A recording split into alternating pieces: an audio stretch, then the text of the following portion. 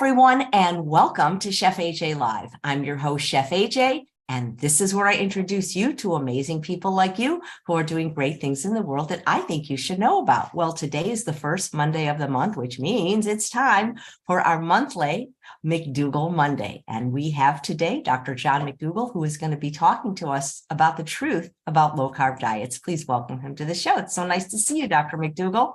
Oh, thank you, AJ. I'll tell you, I have so much myth busting to do. I hope I'm accomplishing some of the goals that at least I have, and hopefully you have. I tried to help people get over this nonsense about fats, and there was a great discussion today about vitamin K2 done by Michael Greger. No one should miss that. It was about the hoax of that particular vitamin. You guys are being sold a bunch of supplements and nonsense. It's all money. And what I want to address today is just at the beginning of my rant against low carb diets. That's what I want. I can't wait. How was your Thanksgiving, Dr. McDougall? You spent it with family? We spent it down in Santa Rosa at our former home, which has been rebuilt since then, and since the fires. And we had a chance to spend with some time with the grandkids, and of course Heather. We spent time with Heather, and our grandson, of course, is up here in Oregon, so we get to spend a lot of time with him. It's been wonderful to get together, family. I can't think of any other better spent time than with family. So, hopefully your families are well and healthy and prosperous. And I certainly know that the efforts on your show, AJ, is to give them an opportunity to have better health and not spend their time in the doctor's offices or getting refills on their medications and all the other nonsense that so many people are putting up with. I didn't have to ask for a seatbelt extender when I got on the airplane. Actually, we drove down there, and that was kind of fun, but we weren't able to drive back for a whole bunch of personal reasons. And so I took my first airplane ride in about 3 years. It wasn't so bad. We wore our masks and people were polite. But of course, we had a very simple flight from Santa Rosa to Portland, and I'm sure it can get pretty wild out there. So I think if you plan your trip right, and we're going to make a lot of efforts in planning our trips to visit family, it can be relatively painless, at least from our one experience. So anyway, we're back in Portland, and we're going to have Christmas with family, and we had a great Thanksgiving. That's Heather made the dinner. And I'm sure you didn't have a low carb meal for your Thanksgiving. No, I didn't have a low carb meal. I guess what I have to do is I'd have to have her cook a turkey, and I just have to eat the turkey. So what we have is, and many of you are familiar with it, is we have a stuffing that's stuffed in a pumpkin, and it's a bread stuffing, and we have mashed potatoes, and we have various kinds of vegetables and cranberries, and all the traditional Thanksgiving feasts, except for the turkey. And that's something I've discussed with you on occasion. And what I want people to think about is that last week Thanksgiving was the biggest feast of the year. At least it's supposed to be the biggest feast of the year. And yet it's the healthiest meal that 99.9999% of Americans eat all year long. You've got all the mashed potatoes and the bread stuffing and the vegetables, and maybe even pumpkin pie would fit into the meal. Certainly doesn't have to be made with really unhealthy ingredients. And then what happens after Thanksgiving? It's all downhill to worse feasts after worse feast after worse feast. Every drive-through restaurant, every too many meals that you make at home, too many meals you get from friends. It's just, folks, this should not be a mystery to you.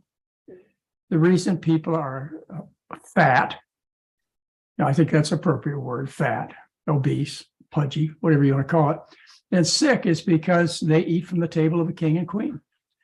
The richest food is known to humankind. And as I've always taught, there's the place for rich foods.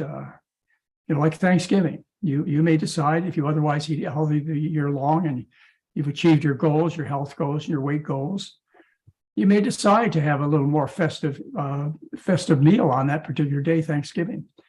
And when Christmas comes along, you may decide to, feast a little there too. Not from the point of view of animal rights and, being really, really strict, but if you decide to have a little piece of ham at Christmas, you're still going to walk away from the table in pretty good health. But that's Christmas. That's not the next day and the next day and the next day. When then Easter comes up, you have eggs for Easter. Every morning shouldn't be Easter.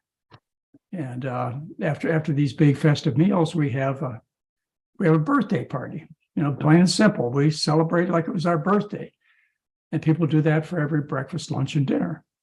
That's why people are ill, and they're desperate, and so they'll do anything. They'll have their stomachs cut up, malabsorption created. They'll take any new drug. Ozempic, that's the new one, I guess, out there with a new diabetic drug that they're pushing. It's a make yourself sick drug. So plan on it, folks. You're not doing your body any good. But it's the new rage, and that's what people will do. They'll take drugs that are expensive, that make themselves sick, and drug companies push it at them. Don't stand a chance. Do something that's desperate, and they're prey, which is what I want to talk about a little bit this morning. They're prey to the low-carb diet businesses, which are supported, at least in principle, by various industries. If you think about it, if you follow a low-carb diet, you support the foods that are low-carb, which are your poultry and your fish and your beef and your cheeses. That's what you support. And then when you get sick, this kind of diet, you'll get sick. And then you're supporting your doctors, and I don't know, get real. Anyway, I want to help you a little bit with the low carb arguments this morning. So let's see if we can get on with it.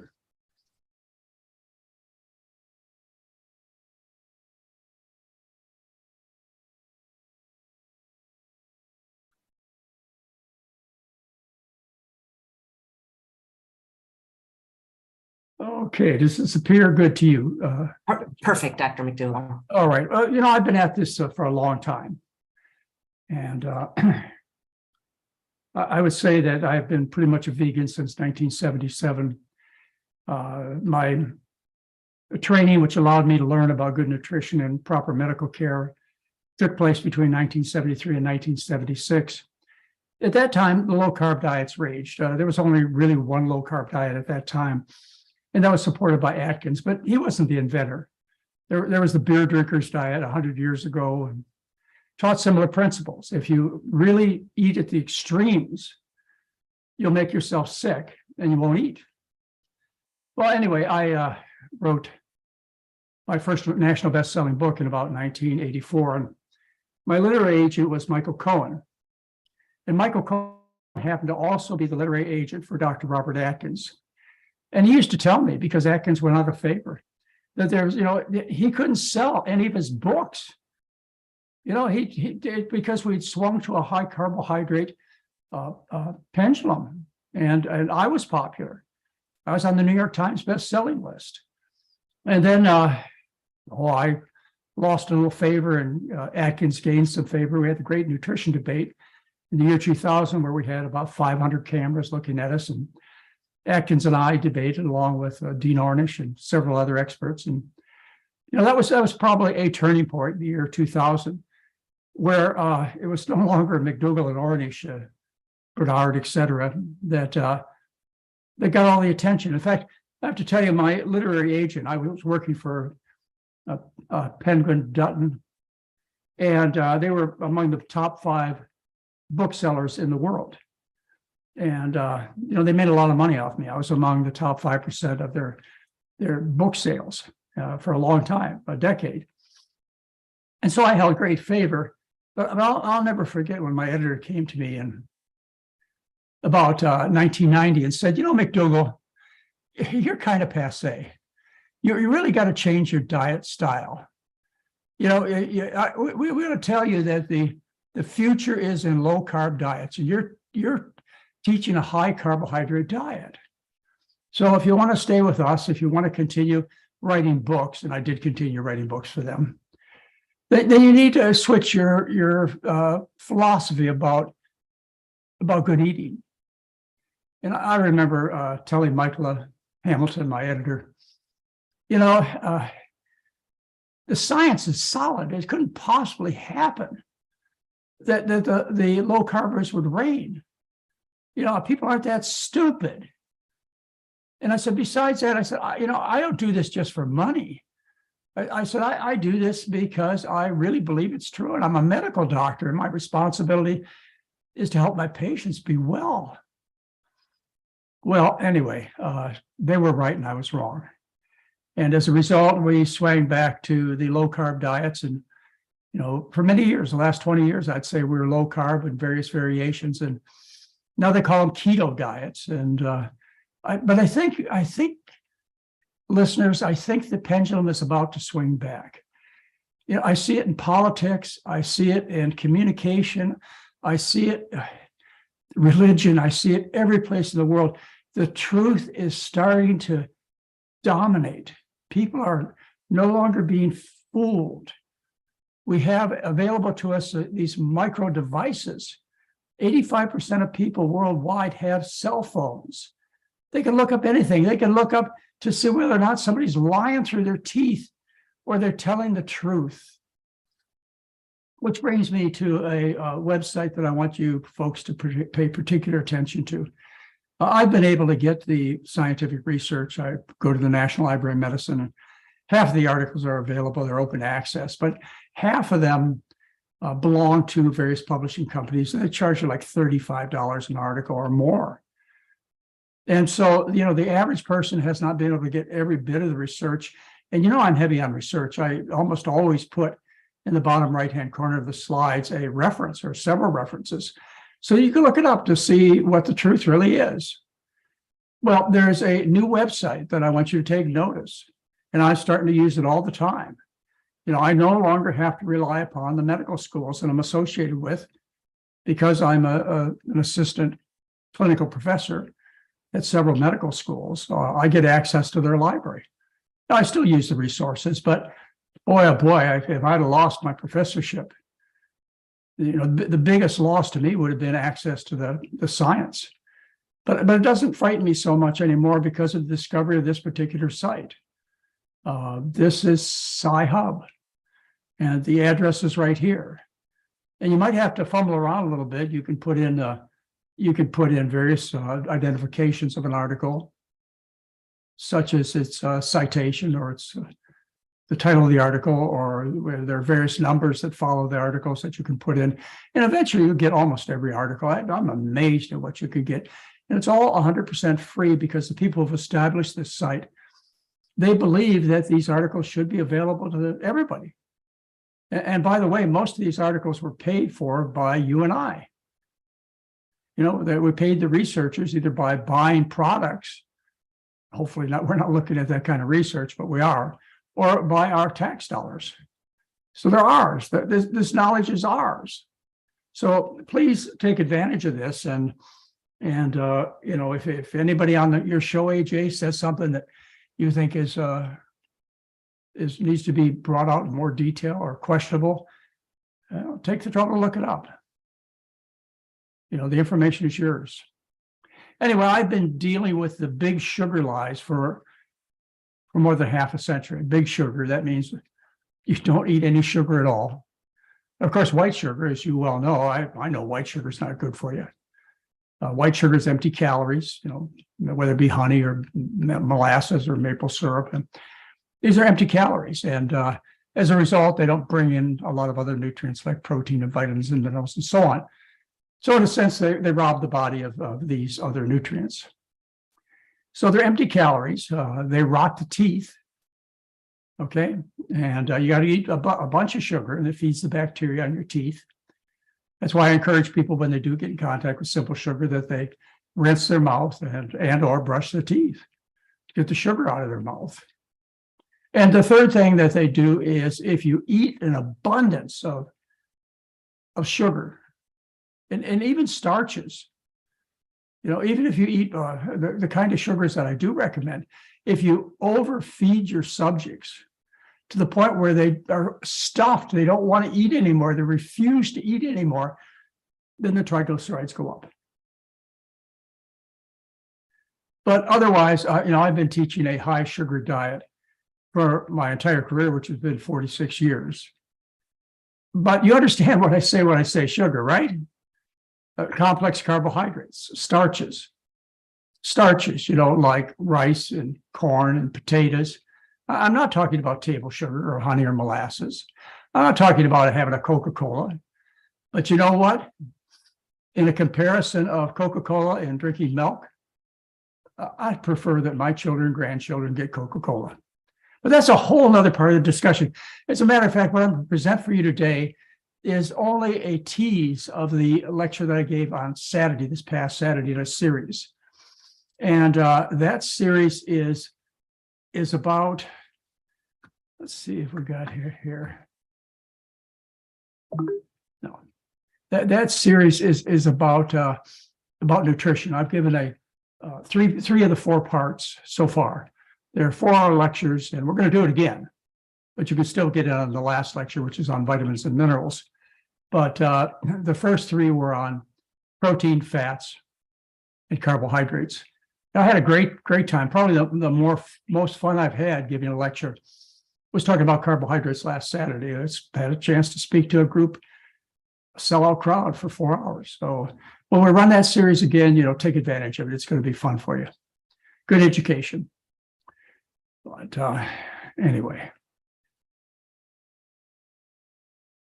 All right. So let's talk about low carbers. You know what I mean by low carb diets. I've been just a ton of them. And, these days they go under the name of keto diets, various titles. And so they really identify the mechanism of how these diets work. Keto diets, you need to look up what keto means. Keto means ketosis. Ketosis is what occurs when the body doesn't have any sugar to burn. What it burns fat, in particular body fat. And a byproduct of fat metabolism is ketones. Ketones suppress the appetite. So the reason these diets have become so popular is, first of all, you lose water weight. You lose 6, 8, 10 pounds the first week. Oh, nirvana. You finally found the most perfect diet, and that's the diet that caused you to lose 10 pounds in a week. That's just water. And what happens, because the body prefers to burn carbohydrate, it takes the glycogen out of your liver and muscles and burns that first. Well, you store 2 pounds of glycogen in your livers and muscles. And associated with that 2 pounds of glycogen in the liver and muscles are 4 pounds of water. Yeah, one molecule of glycogen is associated with 2 molecules of water, by weight. So you end up losing the glycogen and water weight, and you think this is the greatest diet you ever found. But that's just the first week. You're still feeling pretty good until you go into ketosis. And that's when you have to get more energy. You got to get energy because there's no more eating, no more sugar going on. At least you're not eating any sugar. And what you have to do then is you have to burn fat. You go into ketosis. Well, the strong thing for you to understand is that ketones suppress the hunger drive. And I've heard people say, look, the keto diets are much more appetite satisfying. They're not appetite satisfying, they're appetite suppressing. Okay? They don't satisfy the appetite. They make you so sick that you don't want to eat. Now, ketosis occurs naturally under 2 circumstances. One is when you starve to death. It takes about 60 days to starve to death for the average person. Well, the first 3 days are miserable. You're in terrible pain. And then you go into ketosis, and because it suppresses the appetite, you're freed of that pain. And you can kind of figure out how to get yourself out of trouble. The other circumstance that you go into ketosis naturally and normally is when you get very sick. So you get a bad flu that lasts for, many days. Then what happens is the body goes into ketosis. Why? Because you're supposed to be recuperating. You're not supposed to be finding and preparing food or eating. You're supposed to be recuperating. So this is one reason I call the keto diets the make yourself sick diets, because that's the mechanism they work by. They make you sick. Just like chemotherapy, cancer chemotherapy. You get the same results with cancer chemotherapy. Your appetite goes away, you lose weight, cholesterol comes down, blood pressure comes down, sugar comes down because you can't eat. Now, what doctor would brag about having a diet program based around cancer chemotherapy? Come on. Many of my colleagues promote make yourself sick keto diets. Anyway, most people don't stay on these diets for very long because they can't remain sick for very long. What they have to do is they have to go to the diet of the human being. Another reason these things are so popular is because we have the food industry. If you're going to eat carbohydrates, then you're not going to be eating the things that make industry money. You're going to fill up on potatoes and rice and corn. And as a result, they're going to sell less beef, less chicken, less cheese, less fish and other seafood products. These industries are devastated if the idea that the proper way for human beings to eat is high in carbohydrate. There'd be no room left for their products. You stop buying them. There's a lot at stake. And so these people, they support the low carbers, directly, indirectly. And in fact, they buy scientific professors, respected professors. In one of my newsletters, I believe it's April of 2014, I talk about Dr. Lard, who's a professor at Oakland, atherosclerosis division of Oakland, who was bought by the cattle industry and the dairy industry. They got all the money. It's just like politics. They just buy. And as a result, you suffer. So, those are a couple of reasons why these diets are so popular. Low carb that's where the money is. And it may be, some people's idea of a great diet because you lose that water weight the first week. And it's easy. I mean, the learning curve for low carbohydrates diets is really shallow. What you do is you get in your car and drive through the fast food lane of your favorite restaurant, and you order a meal, and what you do is you throw away the bun and scrape off the mustard, ketchup, pickles, and you're on a low carb diet.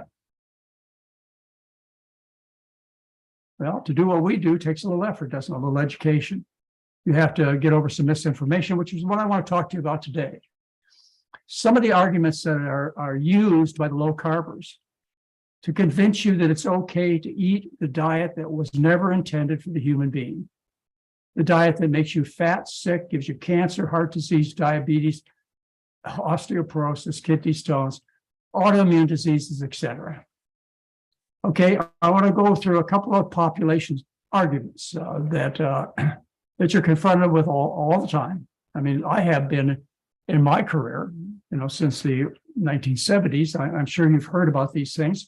So let me address a couple of population studies that promote low carb eating. There are two examples, and they both are about very small and underdeveloped populations of people. The first one is about the Inuit Eskimo. Inuit Eskimos eat the Atkins diet 7 months of the year. Why? Because that's all that's available. They have to do that. And of course, that's the polar opposite of what I recommend. And we have evidence that Inuits have been living in the frozen north for 6,000 years, but we only have reliable records on them from the mid-1800s. And the initial reports were that these were beautiful people, athletic when young, but they aged quickly. And rarely did you see somebody over the age of 60. The average lifespan of an Inuit Eskimo was 27 years of age. Now, what they say is that the Inuits are immune from common chronic diseases like they specifically name heart disease, cancer, and most chronic diseases. Well, let's take a look at the evidence. Here's the diet. It's a diet that's high cholesterol, high fat, high protein, low calcium because it's based on meat. There's almost no calcium at all. Low in fiber, low vitamin C is essentially absent. You know, the reason that the Inuit Eskimo survives at all because of deficiencies in eating flesh is because they eat the intestinal contents of the kill of the animals. And the fish and the mammals, they'll have a whole bunch of plant products in their bellies and their intestines, which the Inuit Eskimo takes advantage of, and they prevent problems like severe scurvy.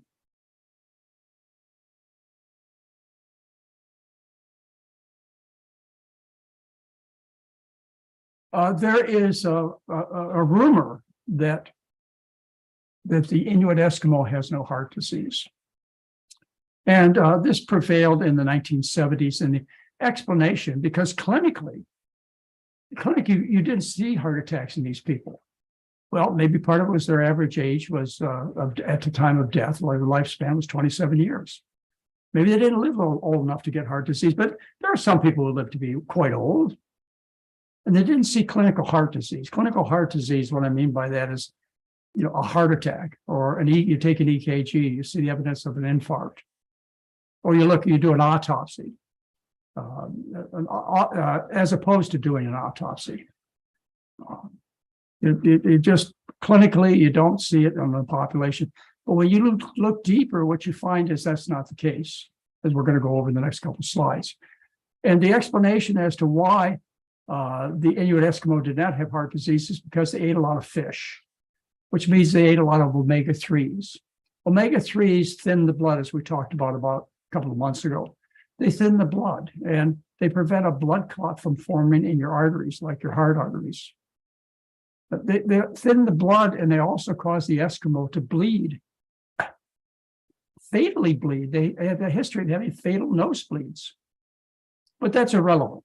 You know, the excuse being is you don't see heart attacks because even though you may have rotten arteries, when they explode, when they burst, you don't form a blood clot, which is what happens when you have a heart attack. Well, let's take a look at some of the other research. In this particular extensive paper published in Atherosclerosis in 2003, titled "The Low Incidence of Cardiovascular Disease Among the Inuit, What is the Evidence?" And when they did a thorough review of the scientific evidence, they found that the Eskimos have a similar prevalence of coronary artery disease as non-Eskimo populations.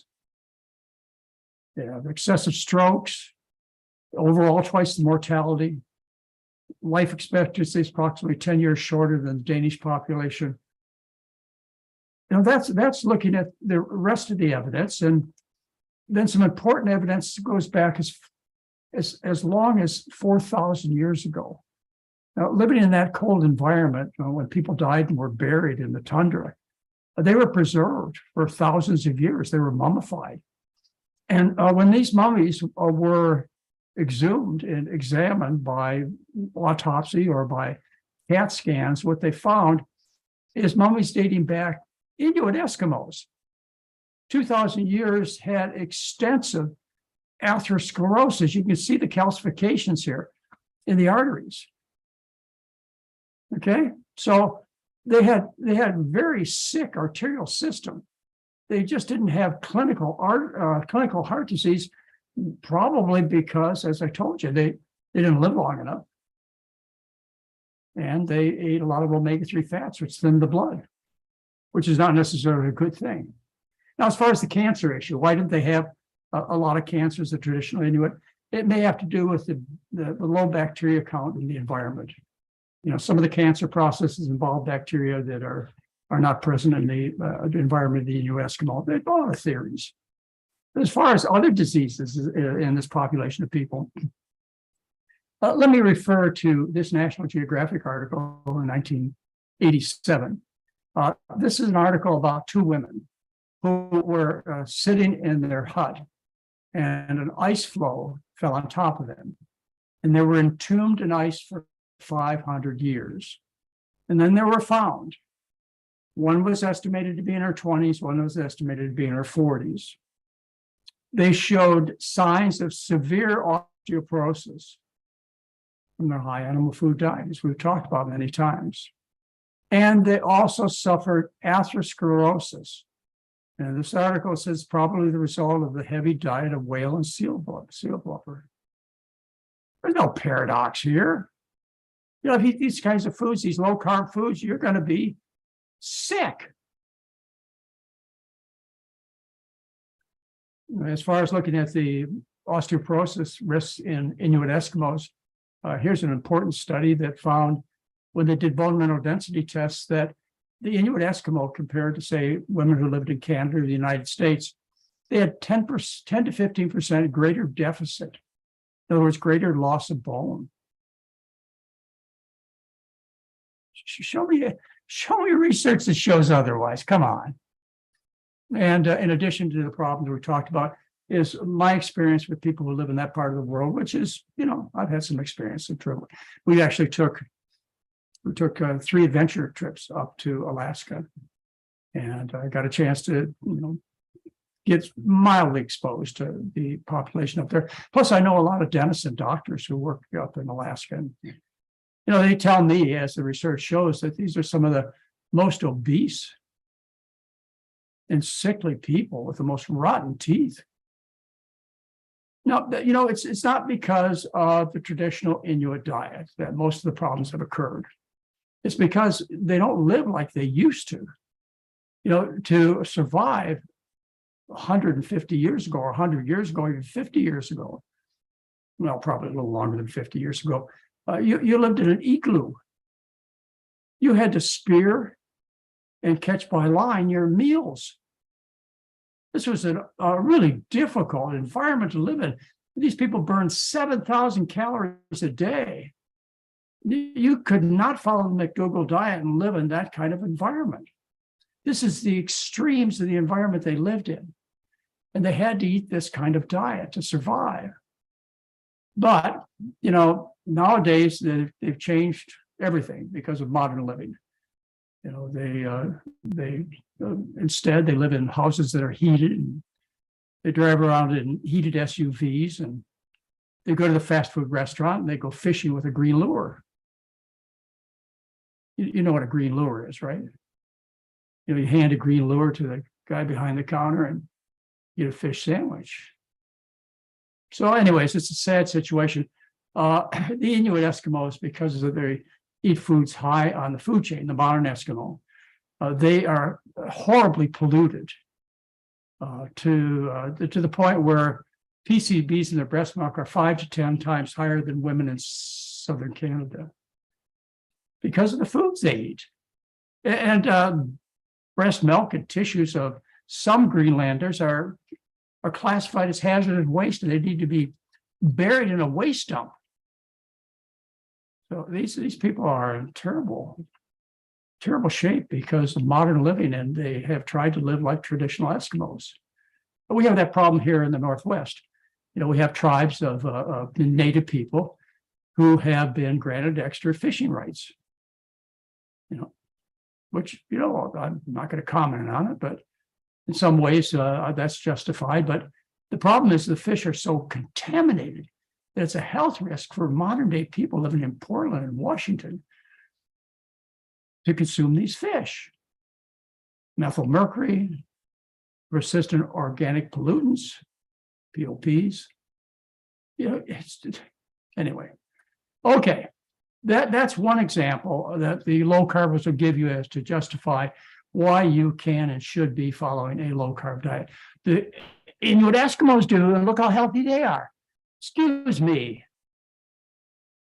Well, the other population that comes up a lot is the Maasai in Africa. They're in Kenya and northern Tanzania.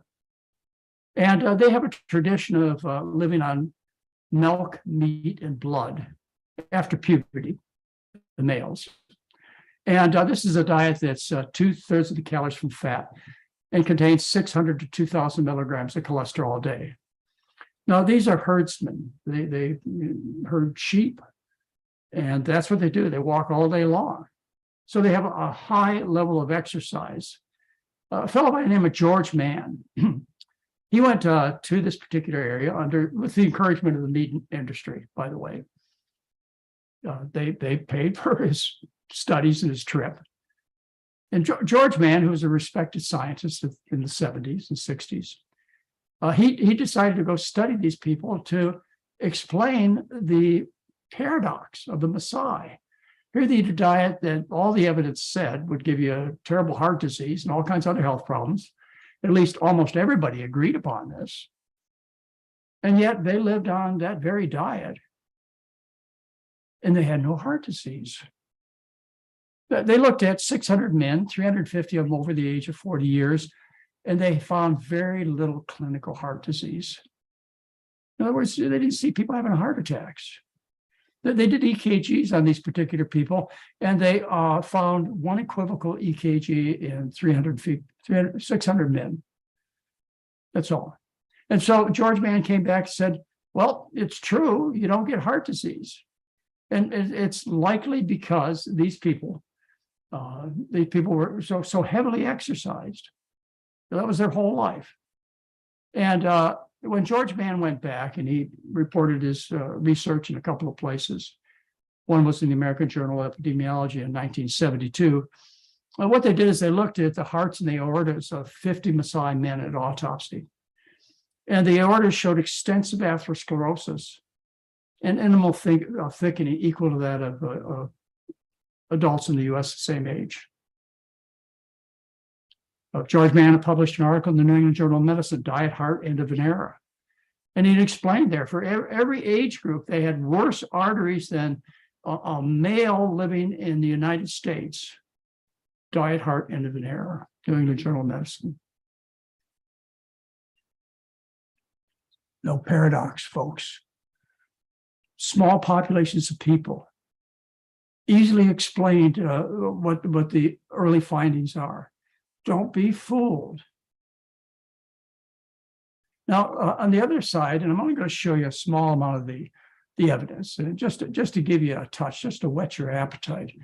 But if you look at the archaeologic evidence that's been published in the last 40 years, you're going to find consistently what I'm going to show you right now. Without exception, you find me an article that says otherwise than what I'm going to show you right now. The reason earlier archaeologists were confused, well, excuse me, let me talk about a kind of diet in a famous diet book, The Paleo Diet by Lauren Cordain. And a lot of your friends and relatives follow. This is another low-carb diet.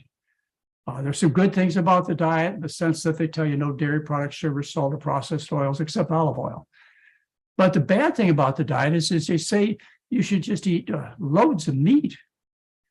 In fact, you can even eat endangered wild animals and be on the paleo diet.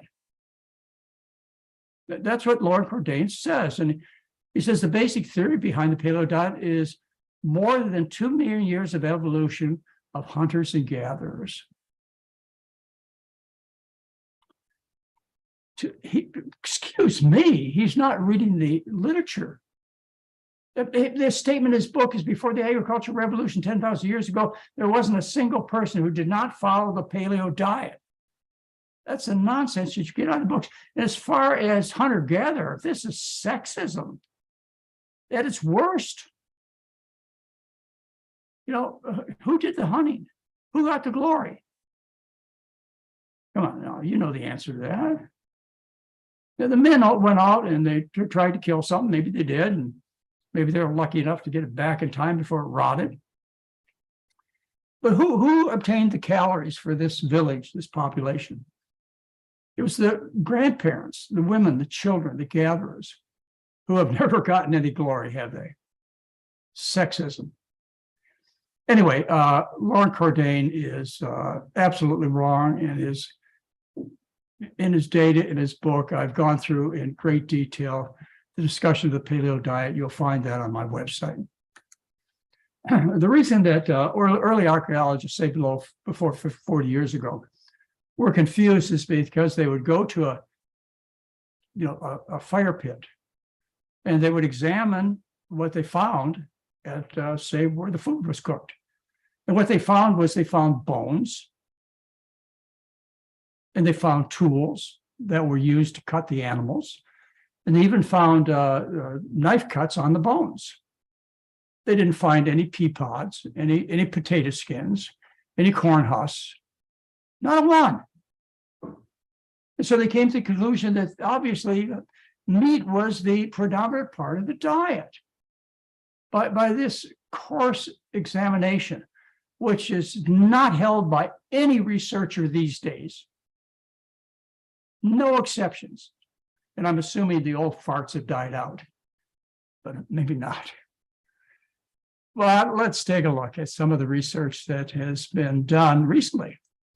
In Africa, they found root vegetables, starchy foods, in a cave that was harboring a population in Africa 170,000 years ago.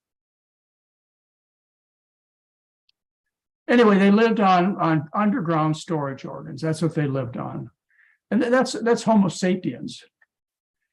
And here's another population out of Africa, which, of course, our heritage is out of Africa. This is Mozambique.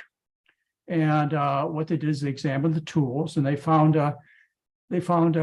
grass seeds and other types of granules from plants on the tools. And they even found evidence that they consumed underground storage organs like potatoes. Well, they wouldn't be potatoes; they'd be bulbs and corms and other types of things. The potato was a later introduction to or what you consider a potato, later introduction to the populations. Anyway, those are in humans, and then we have Neanderthals, which date back 600,000 years. There's a couple of research papers. One looked at the teeth of Neanderthals, and they looked at the dental calculus. And they found evidence of grains and evidence of the kind of bacteria that digest starches on their teeth. And they even looked at their poop from 50,000 years ago for the Neanderthals.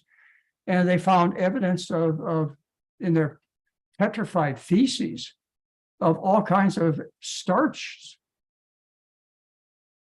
So see, that's what modern archaeology is all about. It's about, more sophisticated examinations of the findings. And it goes on and on and on. In Papua New Guinea, you have people living for 50 to 60,000 years, and a dominant part of their eating has been sweet potatoes. Today, the people in Papua New Guinea still live on a diet that's 92% sweet potatoes, leaves and roots. 92% of their food is sweet potatoes in the highlands. They're in excellent health, cholesterol 153, no diabetes, no gout, no heart disease. Not just by clinical examination, by thorough examination. And of course, those are people who have changed the modern diet. They've lost this immunity. And that's an easy thing for people to do these days because of our communication worldwide. My native land, Hawaii. The Hawaiians, they lived on taro. That was the predominant food, which is turned into poi and breadfruit and sweet potatoes and bananas and leafy vegetables. And they had some pigs, but for religious sacrifice. They didn't really start eating animals, pigs and dogs and chickens, until the missionaries came in the 1800s. And now we have a situation where the Hawaiians are some of the most sick people in the United States, some of the most overweight people, the highest rates of heart disease and cancer and diabetes, because they've enthusiastically adopted the Western diet. But for, thousands of years, they didn't. Let's go to South America, just south of Santiago, Chile. There's a site, it's a Monte Verde excavation site. And it's unique in the sense that it's a peat bog. And so it preserves organic material. Not just the petrified feces and they have actual plants. Like here you see a couple of potatoes. This is the early evidence of potato eating. It was 1,400 years ago. Long before Lauren Cordain suggested that not a single person ever ate anything but the paleo diet. We went to Peru. It was kind of an interesting experience. We took an adventure group, and many of you had a chance to go on our adventure trips. And who knows, we may do them again. We took, 3,000 to 4,000 people to various places in Central America and South America, and spent some time in Hawaii. And we took these people on vacations because, when you follow the McDougall diet, it's really hard to eat when you travel.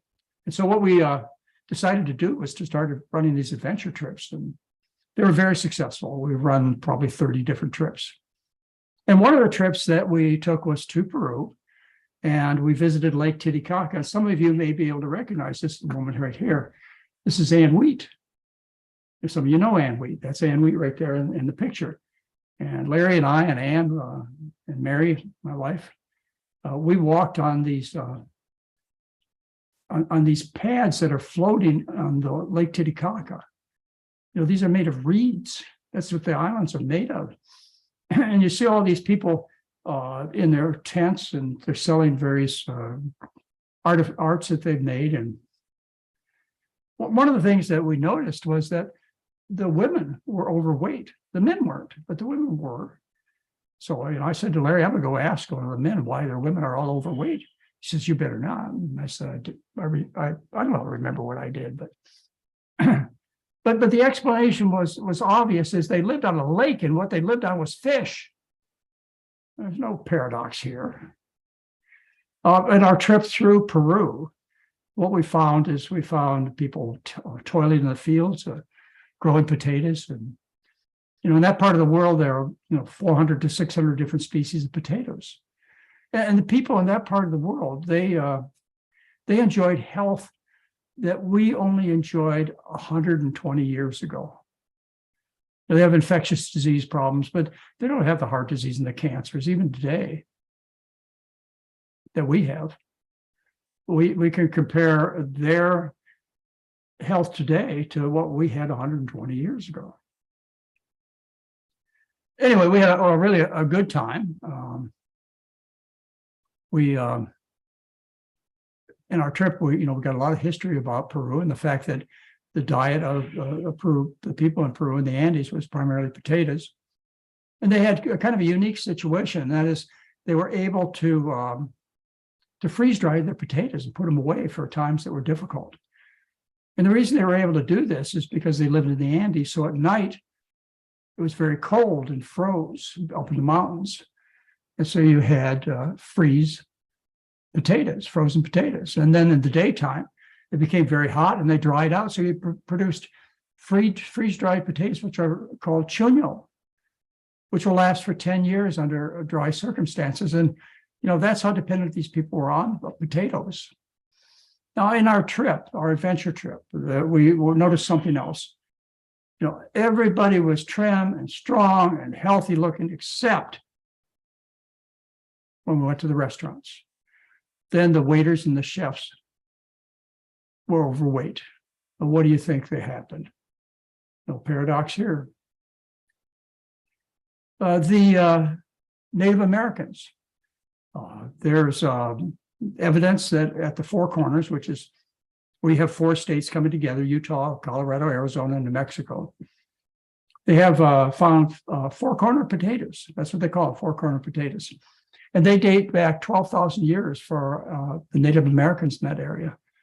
And of course, they ate a lot of corn.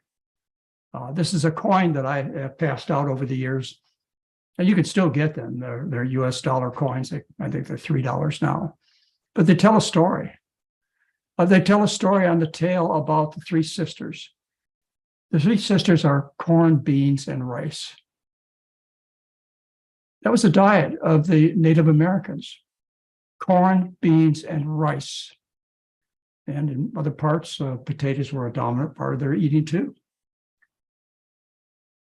Now, for 10,000 years, rice has been the dominant source of calories that drove civilization in that part of the world. They're the engines of civilization, our starchy foods. That kind of thinking is even preserved today. You recognize, if I talk to you about people living in Asia, I think most of you will still comment about how trim and how they live on rice. In fact, before 1980, 90% of the people in China lived on white rice. Excuse me, let me say, that's true what I just said, but let me say it another way. 90% of the food consumed in China before 1980 was white rice. And of course, that's changed in the last 40 years. If you look at the wealthy Chinese people or Vietnamese people or Thailand people, the business people, what you find very overweight, sickly people. No paradox here. But still, there's a lot of tradition in rice eating in your Asian countries. In Japan, the word for cooked rice is gohan, which means meal. And they have a word for morning rice for breakfast. And in China, the word for rice is the same word for food.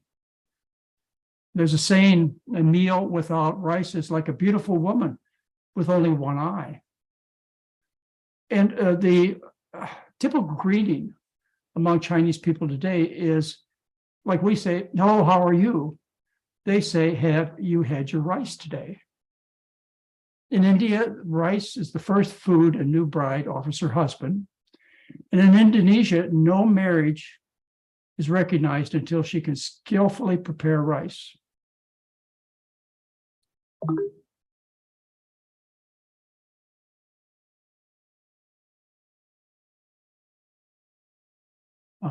The people of the corn. In Central America, we have the Aztecs and the Mayans. They had civilizations that date back 13,000 years. And they're known as the people of the corn. They fought battles. They did their athletic events. They had children. They survived on corn.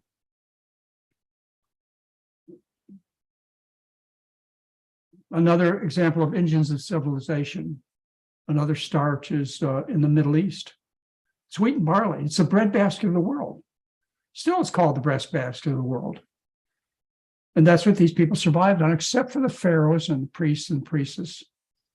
They would feed their portion of barley and wheat. They'd feed it to pigs and birds and sheep and cows, and they'd eat the rich food. Well, the evidence clearly says, and when you look at mummies, you look at the people who were buried in the pyramids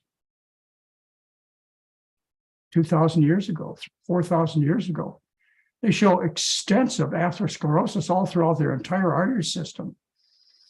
They show obesity. They have birth defects that are tied to the mother eating the Western diet. No paradox here. And let's just end this presentation by talking about something that's personal to a lot of you folks, and that's your religious teachings, which go back thousands of years. If it wasn't true, they'd have thrown it out of your books of religion, don't you think? They wouldn't put such emphasis on it. And I've only touched on a couple of examples here that I gave in the presentation last Saturday. Just kind of get your interest, whet your appetite, let you understand that there's a lot to be learned out here, and you can learn it. Genesis 1, God said, "Behold, I've given you every plant yielding seed that is on the surface of all the earth, and every tree which has fruit yielding seed, it shall be your food." The Latter-day Saints, religion that's been around for almost 200 years now, they have something called the Doctrine of Covenants, which is the rules of living of the Mormons. And Doctrine of Covenants number 89, which a lot of the Mormons don't like to hear. They don't like to believe it, but it's true. says all grain is ordained for the use of man and of beast. And these meats hath God made for use of man only in times of famine and excess hunger. How about the teachings of Buddha? The eating of meat extinguishes the seed of great kindness. And to become a vegetarian is to step into the stream which leads to nirvana. You know, there aren't any exceptions, ladies and gentlemen. You find me a religious teaching that advocates a low-carb diet.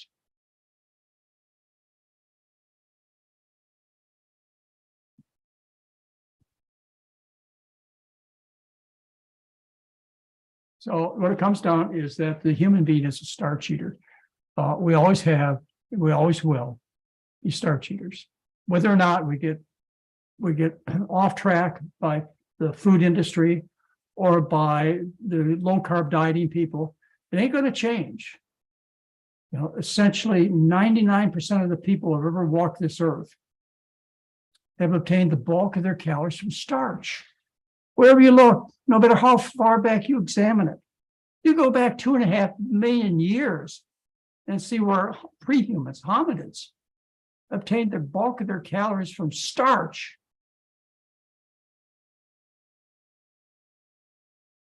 Hopefully you won't put up with all the lying.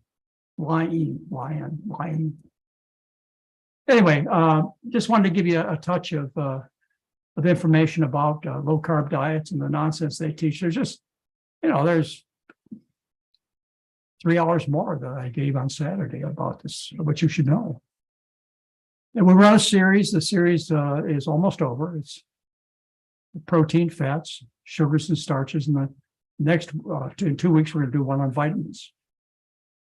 And I want to encourage all of you, if you want to get your health back, you want to get your personal appearance back, you want to get off your medications, you want to get living again, let us help you. We run the most effective program in the world, which is a telemedicine program. We come right into your home. It's 12 days. You know, it's something that I developed after many years of doing the program live. Well, we do this live too, but I mean in person, where you had to travel to California to get the kind of care that I offer. For 16 years, I ran the program at St. Helena Hospital. For 18 years, I ran the program in California, in Santa Rosa, California, for 18 years. And with the pandemic, one of the good things that happened is we were put in a situation where we had to change the way we delivered this message.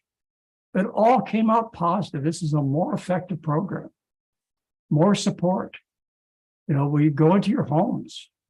Our doctor does. We offer telemedicine, you know, daily interaction if that's what's necessary. You know, every day, you know, sometimes all day long, sometimes just in the morning. Our support specialists, they talk to you about your blood sugar, your blood pressure. You know, how you doing?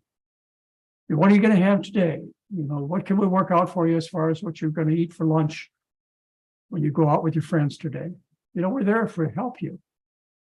And Dr. Doug Lyle, who I see was on recently, he teaches our psychological part. And Jeff Novick, who's the best dietitian in the world, he teaches our dietetic part. And Heather teaches, and Chef AJ teaches. And we just have an amazing staff. You know, people walk away from the program and they say that's the best money and time they ever spent. And they can't understand why we haven't taken over the world. You know, why are the low carbohydrate diets reigning? Well, I'll tell you why they're reigning, because they got all the money. They own the politicians. You know, we're sad because we're not talking about a television set that is unrepairable. We're talking about your children and your spouse, and your parents, and you, by being lied to, by incorrect care and repair. Anyway, we can correct that for you. The next 12-day program we run is in January of 2023. All right, so I always appreciate the opportunity of you giving me to provide some McDougall education, and then we can open it up if you'd like to questions. That would be great. Thank you, Dr. McDougall. Look at this book I found in a $1 bookstore. Oh, I almost sent it to you. I just actually I overpaid at $1, but it's he just won't go away, will he? well, I had a radio show. I have many radio shows. I did radio shows for 15 years. One of the radio shows I had went all over the West Coast. It was rated between number 1 and number 7 in Los Angeles. We used to get 2,000 phone calls a night. So anyway, I had these radio shows, and obviously very popular. And I had Dr. Robert Atkins on my radio show twice. And you can listen to one of those radio shows. You're going to go to my website, and there is a radio interview with Dr. Robert Atkins. The other one was Lost in the Fire. So I had him on twice, and I used to ask him, I said, Dr. Atkins, why don't you have me on your radio show? His answer was, I would confuse people. This is a sick man who died of heart disease, who was obese, had high cholesterol. I saw his angiograms. They were loaded with atherosclerosis. Don't buy into this nonsense that he died as a result of a fall in New York in April on the ice. He died from heart failure, which he almost died from a year before. And so it is with the other followers of high carbohydrate diets. They may be young, and most of them are. But at autopsy, I'm sure we'll find a lot of disease. You better be careful. It's just like Veronica Atkins had her husband's body burnt as quickly as possible so that it wasn't examined by an autopsy. So he burnt the sucker.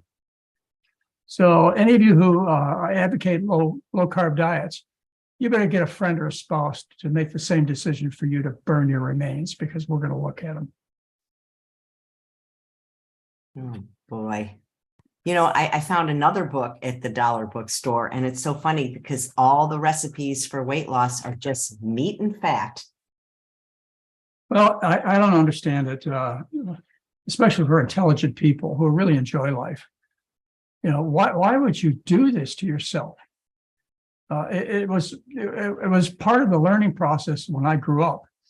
And that was, my parents came out of a time when there was severe deprivation. They went through the Great Depression. And my mother used to have to live on potatoes and turnips. That's all she had. They were basically homeless. And she promised that her children would never suffer like she did.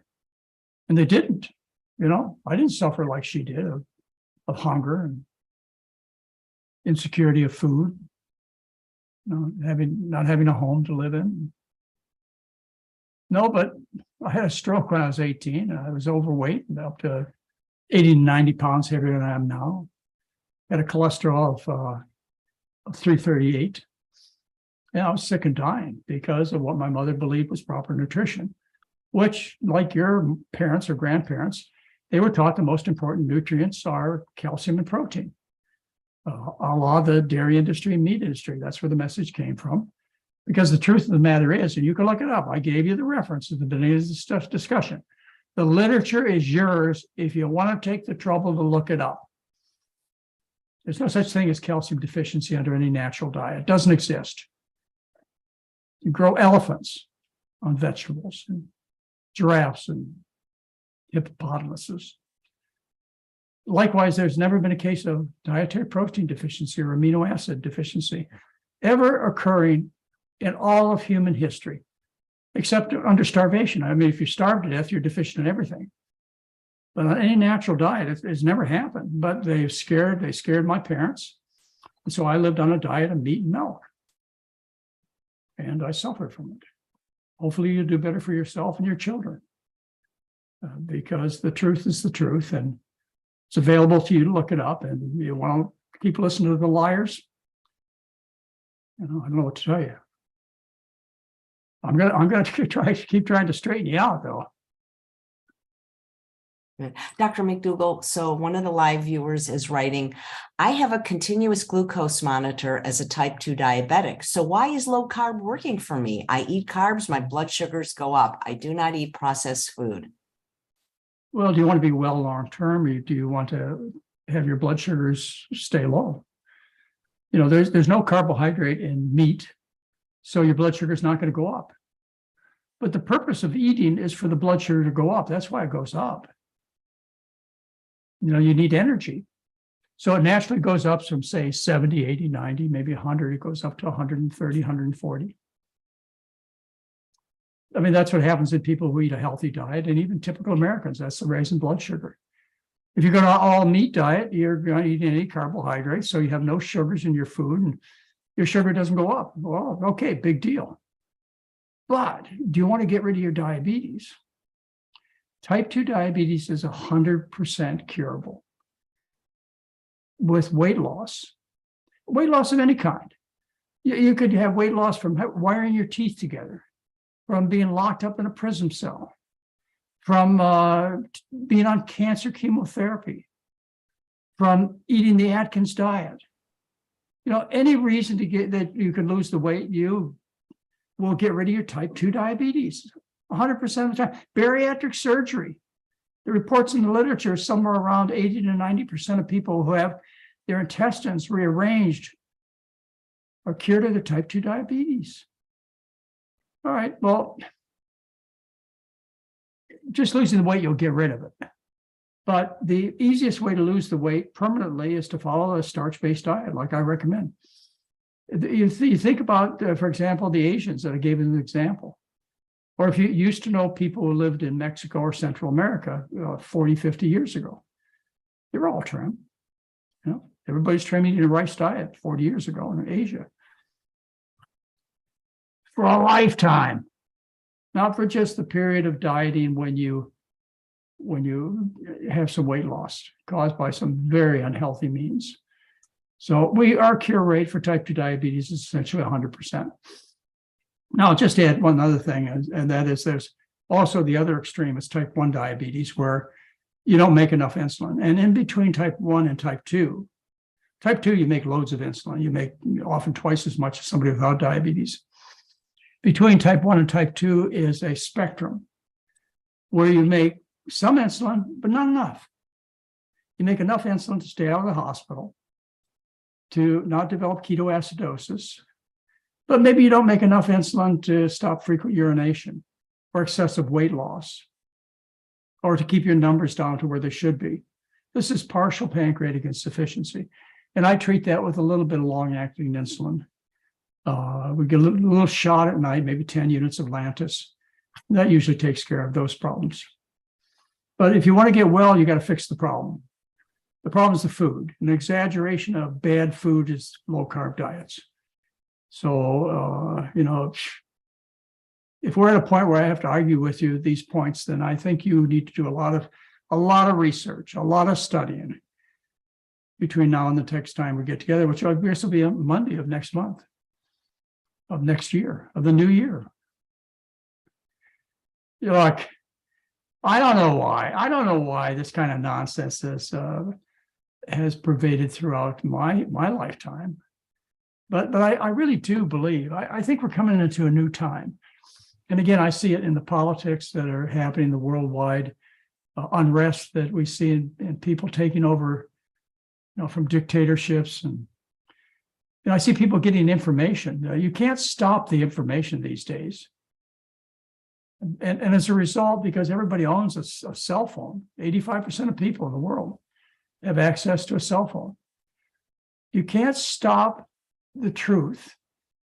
The polluters, the liars can no longer hide.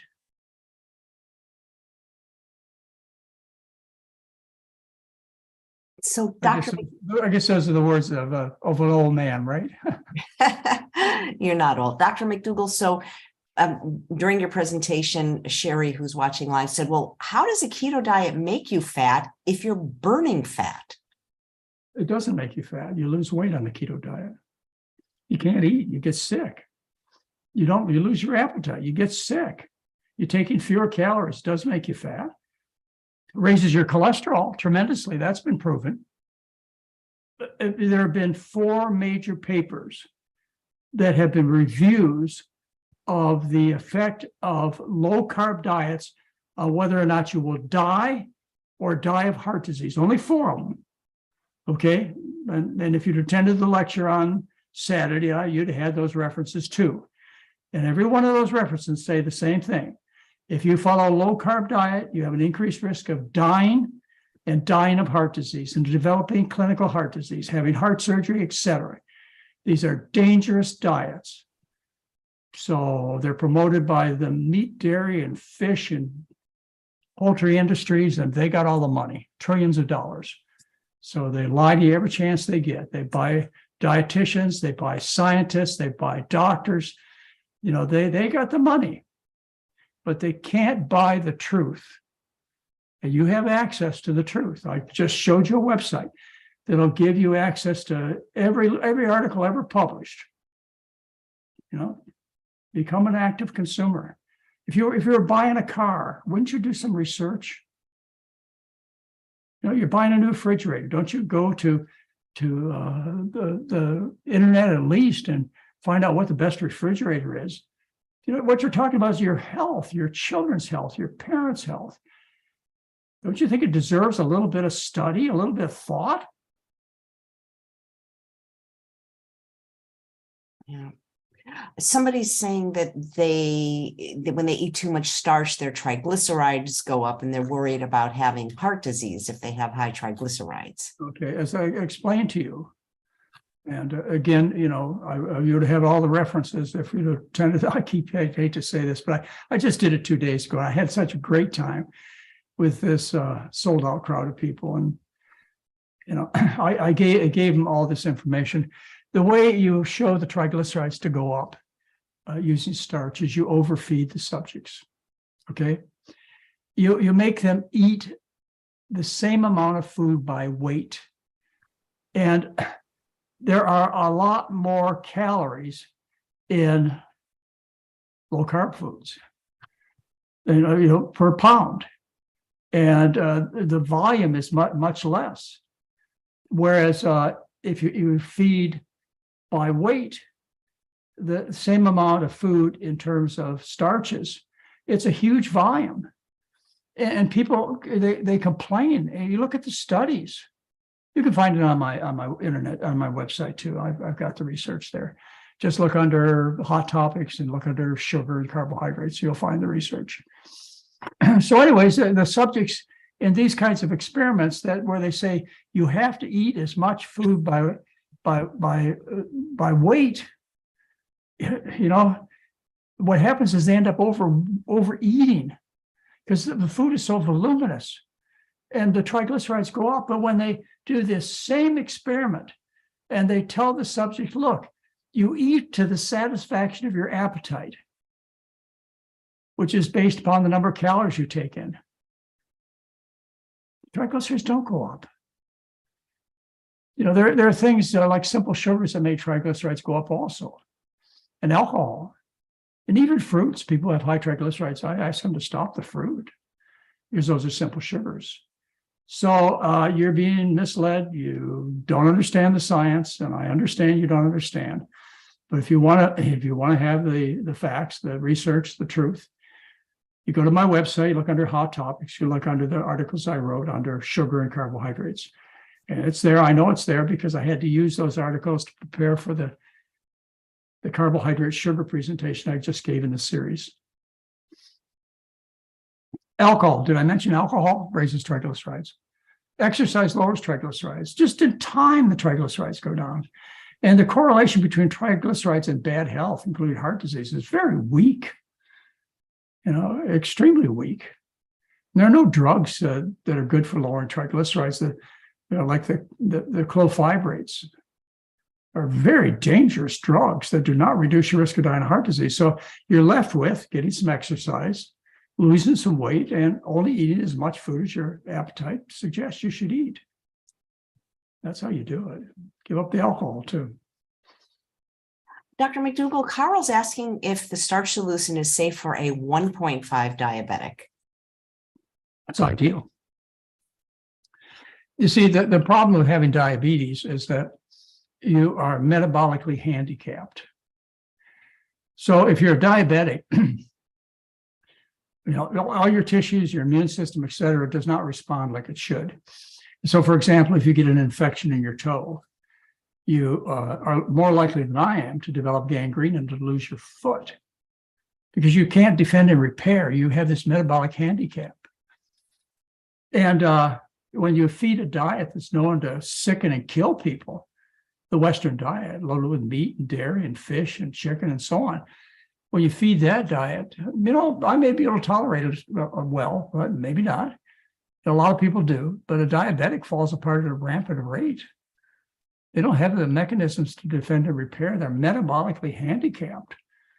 So even though you may not, for a type 1.5 diabetic, you may not be able to cure their diabetes, et cetera, the numbers anyways, by a starch-based diet, exercise, and weight loss. That's how you know they're a type 1.5 diabetic, is they've lost all the weight and their blood sugars are still high. But they're not in the hospital, okay? They're not type 1.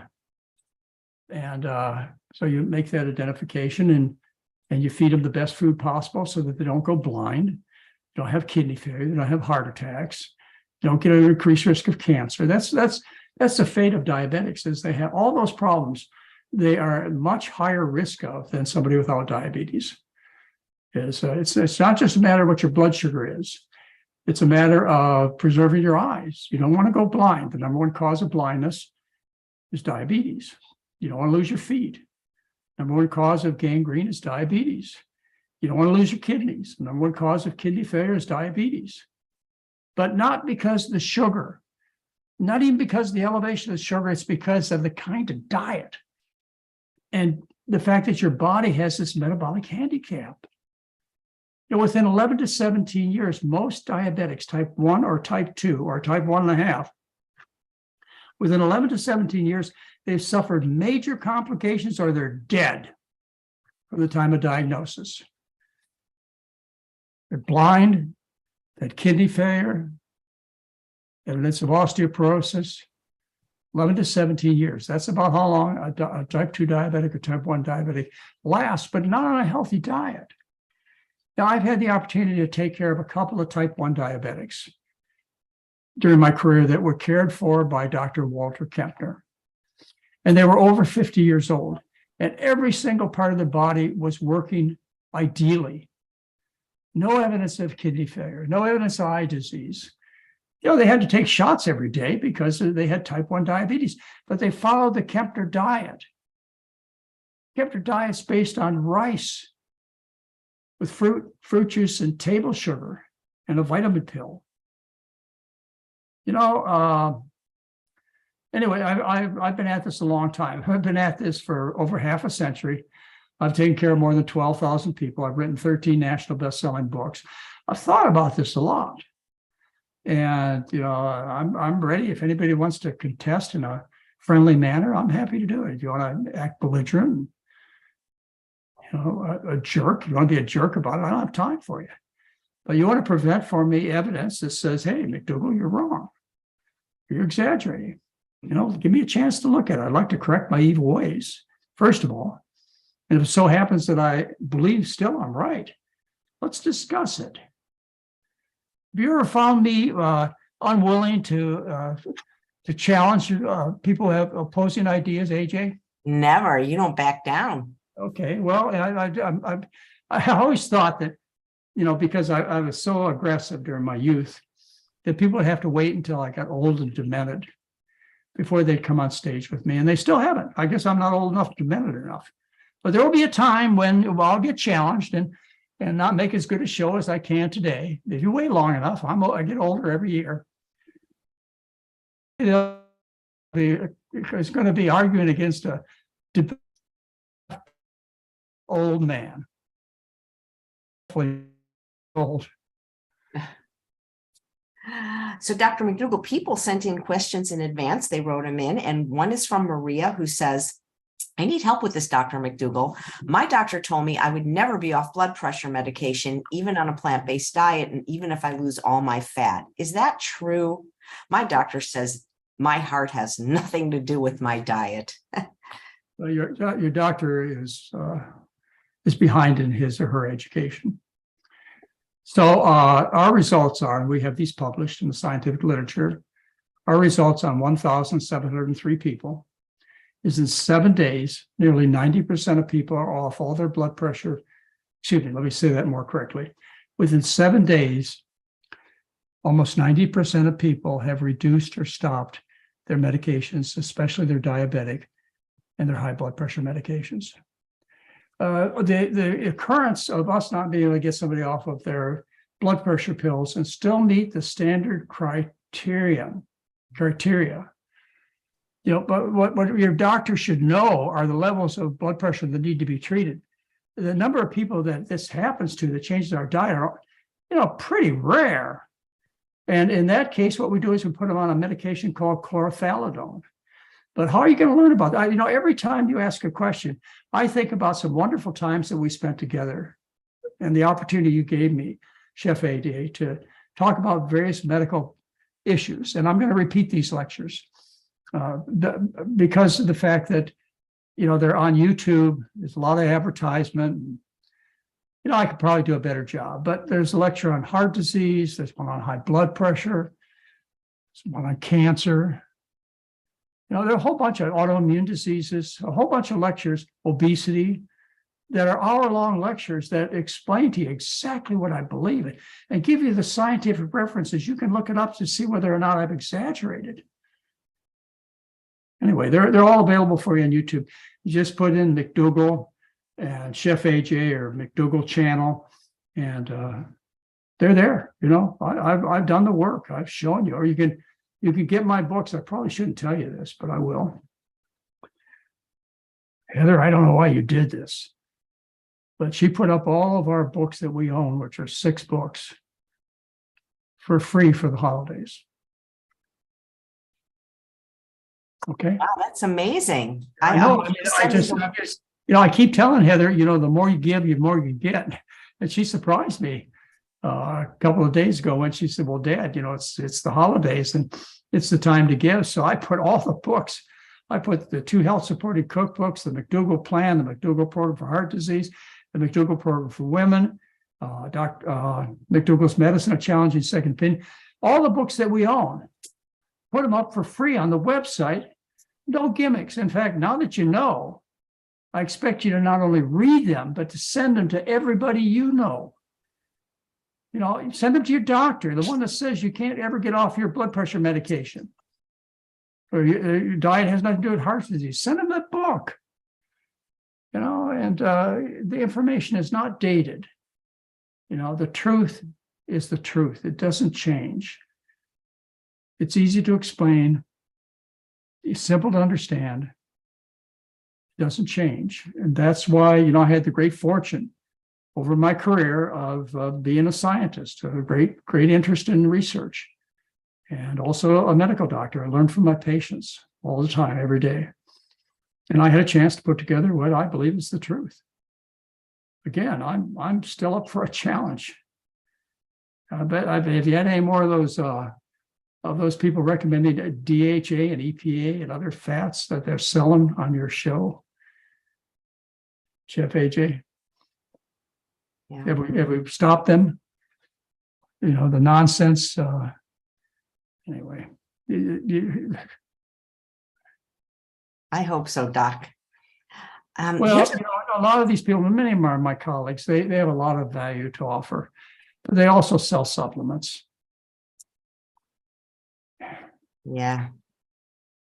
Dr. McDougall, I don't know if I've heard you answer this particular question before from Marilyn, but she wants to know what information is out there regarding negative effects of diet soda. My husband is convinced there's nothing wrong with drinking diet soda. He says there's no scientific evidence that supports it damages your health. I know he would lose weight quicker if he'd give it up. He's 40 pounds overweight, but he won't listen to me. I've seen a lot of negative things about diet soda in the medical. First of all, I want you to remember the last time you walked into Burger King or Kentucky Fried Chicken and notice the person in front of you in the line who was obese or overweight. What do they always order? Diet soda, Diet Coke. So obviously it's not working.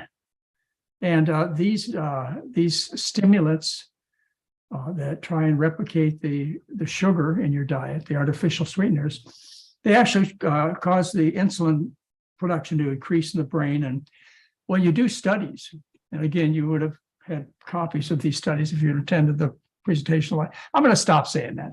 It's just that there's so much more I'd like to tell you, but I didn't. I can't. Anyway, you'll find a study done where they fed lemonade made of artificial sweeteners compared to regular lemonade made of sugar, and the people on the lemonade program didn't lose any more weight. So it doesn't work. Whether it be damaging, these sugars, these they're cyclamates and aspartame and so on, and certainly for people who have phenylketonuria, PKU, you don't want to feed them aspartame; they'll get real sick. But otherwise, for the general population, it's been claimed, and there's research to support it, that these artificial sweeteners, they cause cancer and hyperactivity syndrome, maybe even autoimmune diseases. And there's evidence out there, but I'll tell you, quite honestly, in support of your husband, I don't really see that much negative consequence of choosing diet sodas. But the important thing is I see nothing positive. You walk through the fast food restaurant, you order 2 double cheeseburgers and a diet soda. Wait a minute. So I would pick my battles a little more carefully. I would fight with your husband on what's going to make a difference in his health, keep him alive, unless, maybe you don't want him alive. I don't know.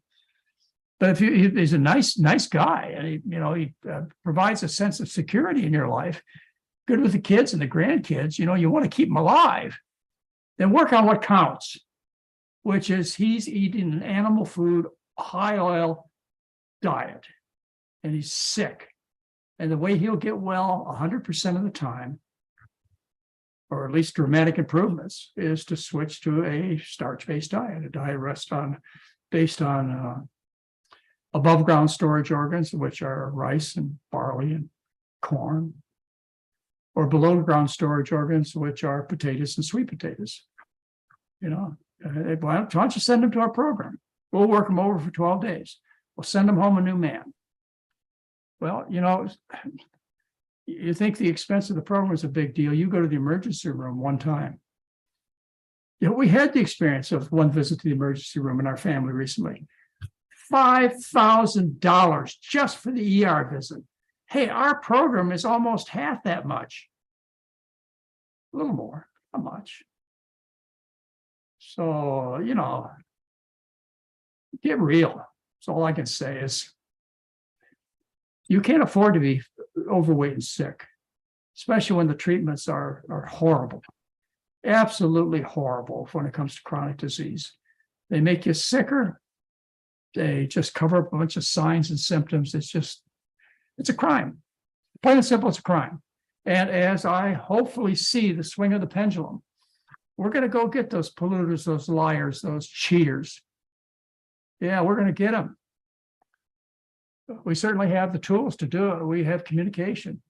You could tell the truth. I mean, look what's happened to the dictators around the world. The people who are, teaching against democracy. Look what's happening to these people. Aren't you excited? I hope so. You shouldn't be listening to this program. Don't want to talk politics. But it's not going to help him lose weight to have diet soda, though. No, not at all. It's not the problem. Yeah. It's not going to cause him to gain weight either. He's focusing on the wrong item, period. So, it probably will never result in any poor health. He's just misleading himself. As I said, think about the last time you went through a fast food restaurant. What did the person in front of you look like, and what did they order? Overweight, obese, and they ordered a diet soda. Always ordered a diet soda. Been ordering a diet soda for the last 10 years. Didn't work. Yeah. Okay. So here's a nice question from Johanna. She says, Dr. McDougall, I know you don't believe in mammograms, but mine showed that I have stage 3 breast cancer. I'm eating a whole food plant-based diet and I cut out sugar. What would be your first steps in treating me? Well, first of all, I'm going to ask you to repeat the question. I really wasn't paying close enough attention. That's okay. She said that she knows that you don't. Okay, go ahead. You go ahead. Okay. Johanna says she knows you don't believe in mammograms. She had one and it showed stage 3 breast cancer. She cut out sugar. She eats a whole food plant-based diet, but wanted to know what your first steps would be in treating her if she were your patient. Well, there are so many issues here. Peter Gertzke, I did an interview with him, which we played last week. I just watched it. It was great. Okay, it's all about mammograms and what fraud this is. Okay, this is the head of the Cochrane collaboration for 23 years. He was my guest. And it was a phenomenal interview. You have any problems about understanding the fraud that goes on with mammography? Go to our website, look up or our YouTube, and look up the article I did with Peter Gertzke, one of the most famous scientists in the world. But anyway, you can't diagnose stage 3 breast cancer with a mammogram. First of all, you have to diagnose it with surgery, and that surgery involves looking at the lymph nodes. As you go from stage 1, which is where the cancer is, maybe precancerous or certainly hasn't growing outside of the milk ducts, and that would be a stage 1. A stage 2 would be where the cancer has gone to maybe the lymph nodes. Stage 3 and 4, the cancer's gone throughout the whole body. You've got to do biopsies to decide what stage you're really in. Well, let's assume that she really has stage 3 breast cancer. By the way, you'll find this on a YouTube lecture that I gave with Chef AJ. Just go to breast cancer and Chef AJ, or go to breast cancer and on my channel, the McDougall channel, and you'll find that lecture, which is a result of many, many years of me working with breast cancer. It's the most favorite subject I have as far as medical care is breast cancer. I mean, I've written several chapters in books, and by the way, those books are free. McDougall's Medicine and the McDougall Program for Women. So you can read about what I have to say. And I've written 2 very, very important newsletter articles on breast cancer. You need to read those. But essentially what I would do is I would do the minimal amount of deforming surgery if you really had breast cancer. I would do a lumpectomy if it could be done. Maybe it can't be. Maybe a mastectomy is the only way to take away the tumor. But in most cases, you can do a lumpectomy with clear margins. I would not do a lymph node biopsy. I would not give you cancer chemotherapy. I would ask you to do some kind of anti-estrogen thing, which would be to take tamoxifen or an aromatase inhibitor or have your ovaries removed. And plus, I'd ask you to eat the diet I recommend. That's going to make the most difference in how long you live, is the food. The American Cancer Society came out in February 2015 and told doctors all over the world that part of the fundamental therapy in treating cancer in general, and particularly breast cancer, is a diet like the diet I've tried to teach you. So, you need to be careful. And by the way, one of the primary things you need to think about when you have a cancer is that you shouldn't rush. And by the time they find a cancer, it's usually 10 years old on average. So why be forced into making decisions in a few days or a few weeks? I know your doctors want to get the income quickly before you change your mind, but you shouldn't do it. Just take, time to read, weeks and months. It's a 10-year-old disease on average. It's found by mammogram. It's on average about 17 years old. It's been growing for 17 years if they find it by mammogram. What's a couple of months to get yourself educated? Anyway, as least deformity as possible, I would try and care for you with that attitude. And that may be a mastectomy. It could be. No lymph node dissection, no routine cancer chemotherapy. Something to do about the estrogen stimulation. Big change in your diet. Great. Thanks, Dr. McDougall. And I have the link for your free books, and I'll put them both in the chat in the show note. Heather just emailed it to me. Oh, she did. Yeah. So thank you. Because When somebody's she told me asking. that, I thought, well, what are you doing? Only because we wouldn't have any holdout for anything to give him. But I guess she's in a giving mood. Yeah. Somebody's asking which book would you recommend, which is your most up to date? I would read the Starch Solution, which you have to buy. When you attend the 12-day program, we give you a copy. But otherwise, I'd buy the Starch Solution.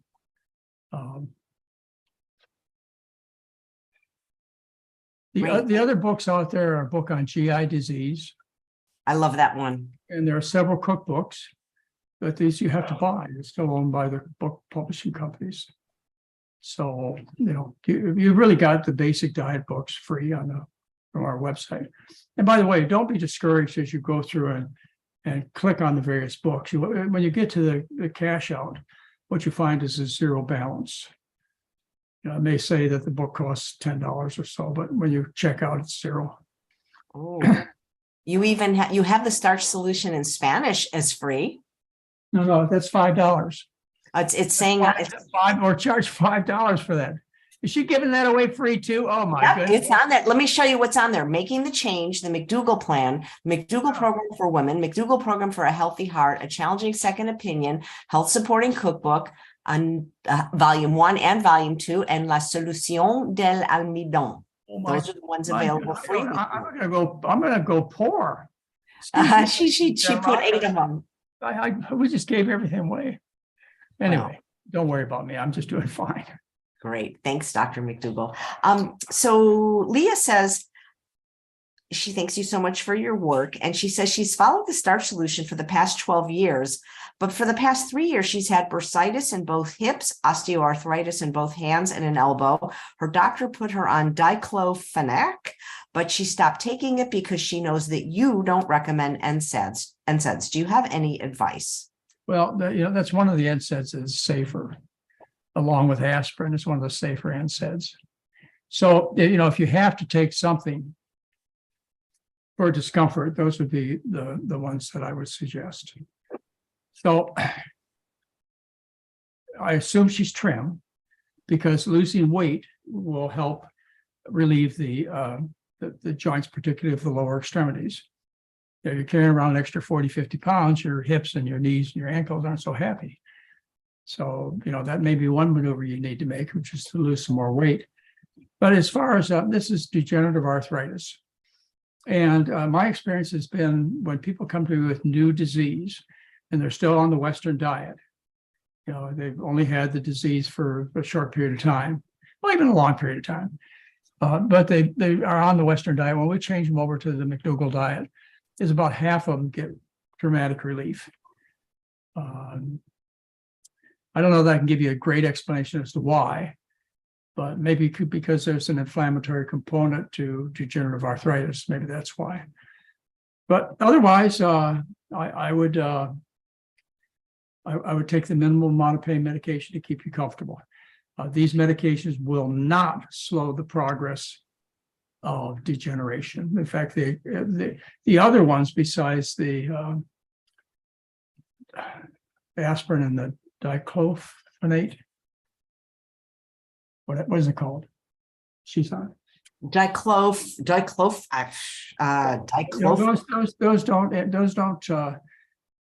aren't associated with such rapid deterioration of the joints. Your other non-steroidals like naproxen, indocin,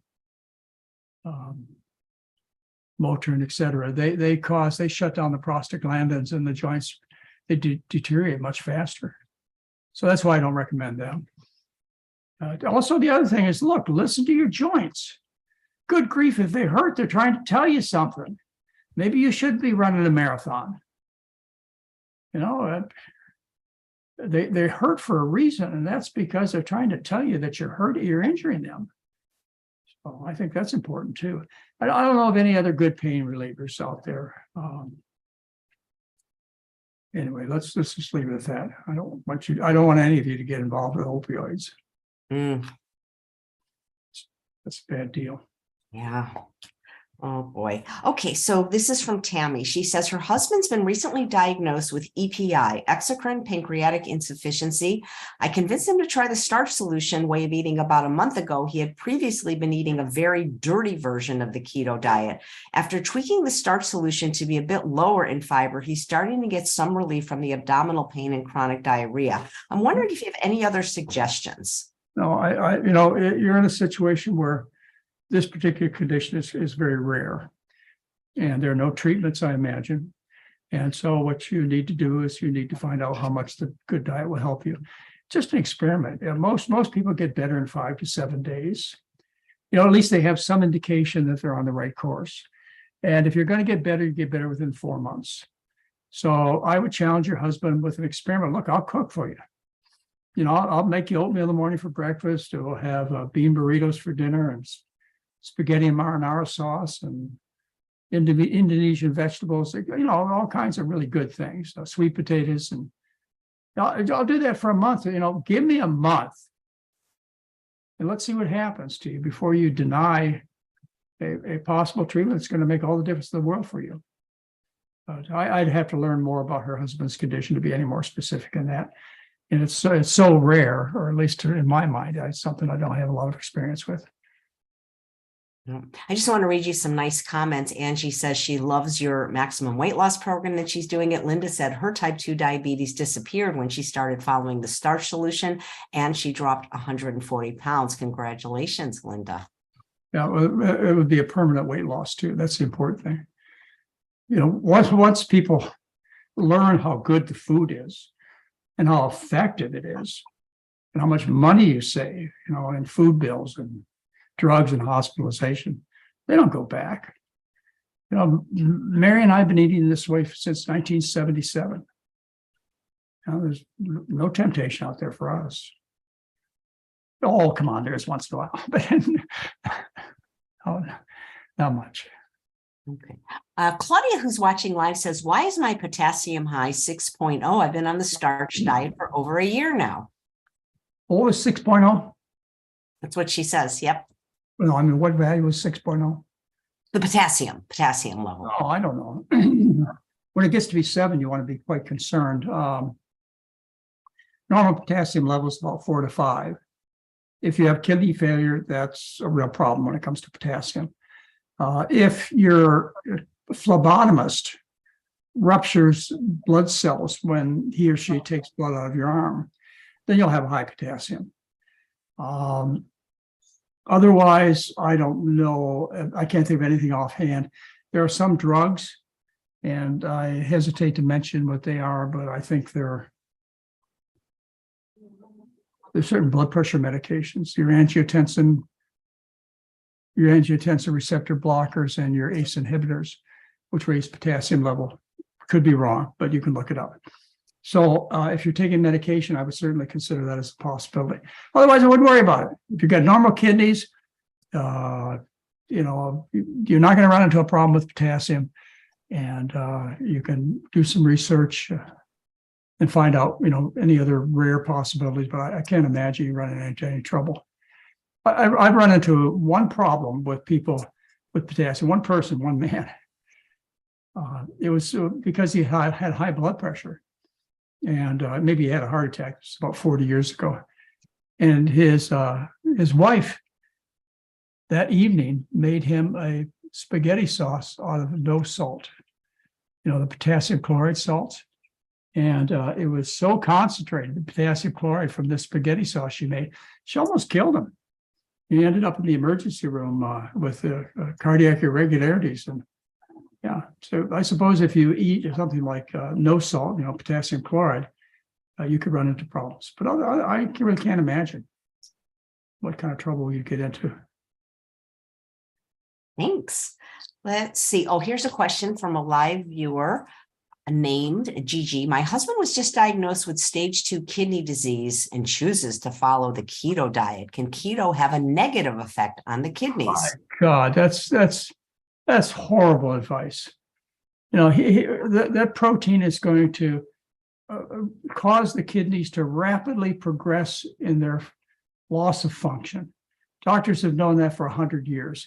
he better get in to see another doctor right away, because he's been given the exact opposite advice that every nephrologist knows. And that is, when you have an element of kidney failure, your basic therapy is a low protein diet.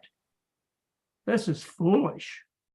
So, you want to maybe carry in hand an article that I wrote on kidney disease. And you find that by going to my website, looking under hot topics and looking under kidney disease.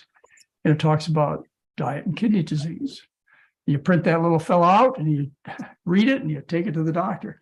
But ma'am, your husband is doing something that's going to introduce you to the dialysis ward all too soon. And you want to talk about hell on earth. It's the dialysis ward, where people have to spend 3-4 hours, 3 or 4 times a week attached to a machine. Their life is not good. And stage 2 is pretty darn serious kidney disease. Don't kid yourself. You probably lost 50 to 70% of the kidney function to be classified as stage 2. So you're in big trouble. Her husband's in big trouble. And he needs to talk to his doctor but quick, and needs to talk to a competent nephrologist but quick. Otherwise, of course, the problem with talking to nephrologists these days is they're so in love with their kidney machines. Of course, they make millions of dollars from them, that, they'll say things like, yeah, you need to be on a low protein diet. Our dietitian will tell you low protein foods. Oh, come on down the hall. Let me show you the dialysis machine. So they don't really put the emphasis into a diet unless you have an unusual nephrologist. So you have to kind of take care of yourself, and you have to challenge your doctors a little bit, not a lot, because they're all taught this, that every doctor knows that high protein diets increase flows and pressures in the kidney tubules and cause the kidneys to rapidly deteriorate. Every doctor knows this, or they should. They went to a little legitimate medical school. It's standard education. Now, that may be all they've been taught, because what I found is, like, I remember when my son Craig went to medical school, he got done with a lecture on kidney disease and diet, and all the things that I talked to him about kidney disease and diet, the professor presented. And he waited till the end of the discussion where the doctor would put it all together in practical terms and talk about diet therapy in terms of kidney patients. And he said, Dad, I was so disappointed. And I think I was the only one in the room that was so disappointed, because I was the only one that knew there was another side to this story. You could also take all these bits of research and information, and you could put them together, and you could really have effective treatment for your kidney patients. I'm not surprised your doctors are not up to speed on this, whereas they're up to speed on the last doctor or the last drug the lovely drug salesperson brought into their room. Oh, AJ, I miss that so much. I used to have drug detail women, of course, that's my orientation, come to my office until they discovered the drug companies that I won't prescribe their drugs, and then I got shut off. But otherwise, it was nice to have the former cheerleaders or educated. Part of their formal education is to befriend the doctor first. And then if that doesn't work, what you do is you talk about the science. And how do you get past the front office staff? You bring them donuts and pizza. How do you get past the male doctors? You dress provocatively. Works every time. Or at least it used to meet with me. But I don't know. Dr. McDougall, I know how you feel about supplements because you've done a lecture before on my show, but Elisa says, but what are your thoughts on supplements related to the fact that the soils are depleted? So meaning, I guess, are they less effective now? Of course, this is part of the lecture that I gave on your show. The only thing you can become depleted in is iodine. Maybe selenium, but they're a bit, you'll find there are 2 or 3 cases of selenium deficiency. And the iodine deficiency is an issue because plants will grow without iodine as a mineral. Otherwise, the other minerals, the iron, the magnesium, the potassium, the sodium, et cetera, they have to be in the plant's diet, which is the watery solutions from the ground. Otherwise, the plant can't become a plant. It doesn't grow, produce fruit. But a plant can grow without iodine, and we require iodine. And so you have goiter belts. Used to be around the Great Lakes about 100 years ago. And still they have goiter belts in Africa, where people eat from a local environment. Okay, if you eat within 25 miles of your hut, you grow all the food within 25 miles of your hut, then you run the risk of iodine deficiency. But in this modern day world, it's never an issue because you grow corn that was grown in Iowa, which had a soil that was probably full of iodine. You got apples from Washington, D.C., you got potatoes from Iowa. There's such a diversity of foods that people eat that it's never practical. I've never seen it. I've only read about it. But anyway, the soils aren't deplete. It's one of the sales pitches for people trying to sell you minerals. The only exception would be iodine, and we've corrected that with iodized salt. In Africa, they're corrected by giving injections of salt and fat into the people's skins, under their skin. So yeah, ain't a problem. Just trying to sell you pills. That's all. They're lying to you. Yep. Linda wants to know if extracted monk fruit is okay to use as a sweetener. Okay. Well, I assume so. I only heard part of the question. Extracted monk fruit. It would be I'm just guessing because this is the first time I've heard the term. I'm just guessing that it's some type of plant product where they concentrate the simple sugars, and so it's like agave, and it's just concentrated simple sugars from a plant. It'd be just like eating honey, molasses, maple syrup, brown sugar, white sugar, etc. You use a little sugar on your food. There's nothing wrong for most people to use a little sugar to make it taste better. You know, the Mary Poppins. Remember the movie Mary Poppins? What'd she say? Just a spoonful of sugar helps the medicine go down. Not really. If you have trouble eating your oatmeal, put a little tablespoon of sugar on it. You'll love it. Same thing with salt. We don't recommend a salt-free diet because we want you to do the program. And the salt and sugar are minor issues for all but a few people. And those people we identify when you go through the 12-day program. We tell you if you have to have further restriction. Otherwise, most of you can use a little salt, a little sugar on the surface of the food.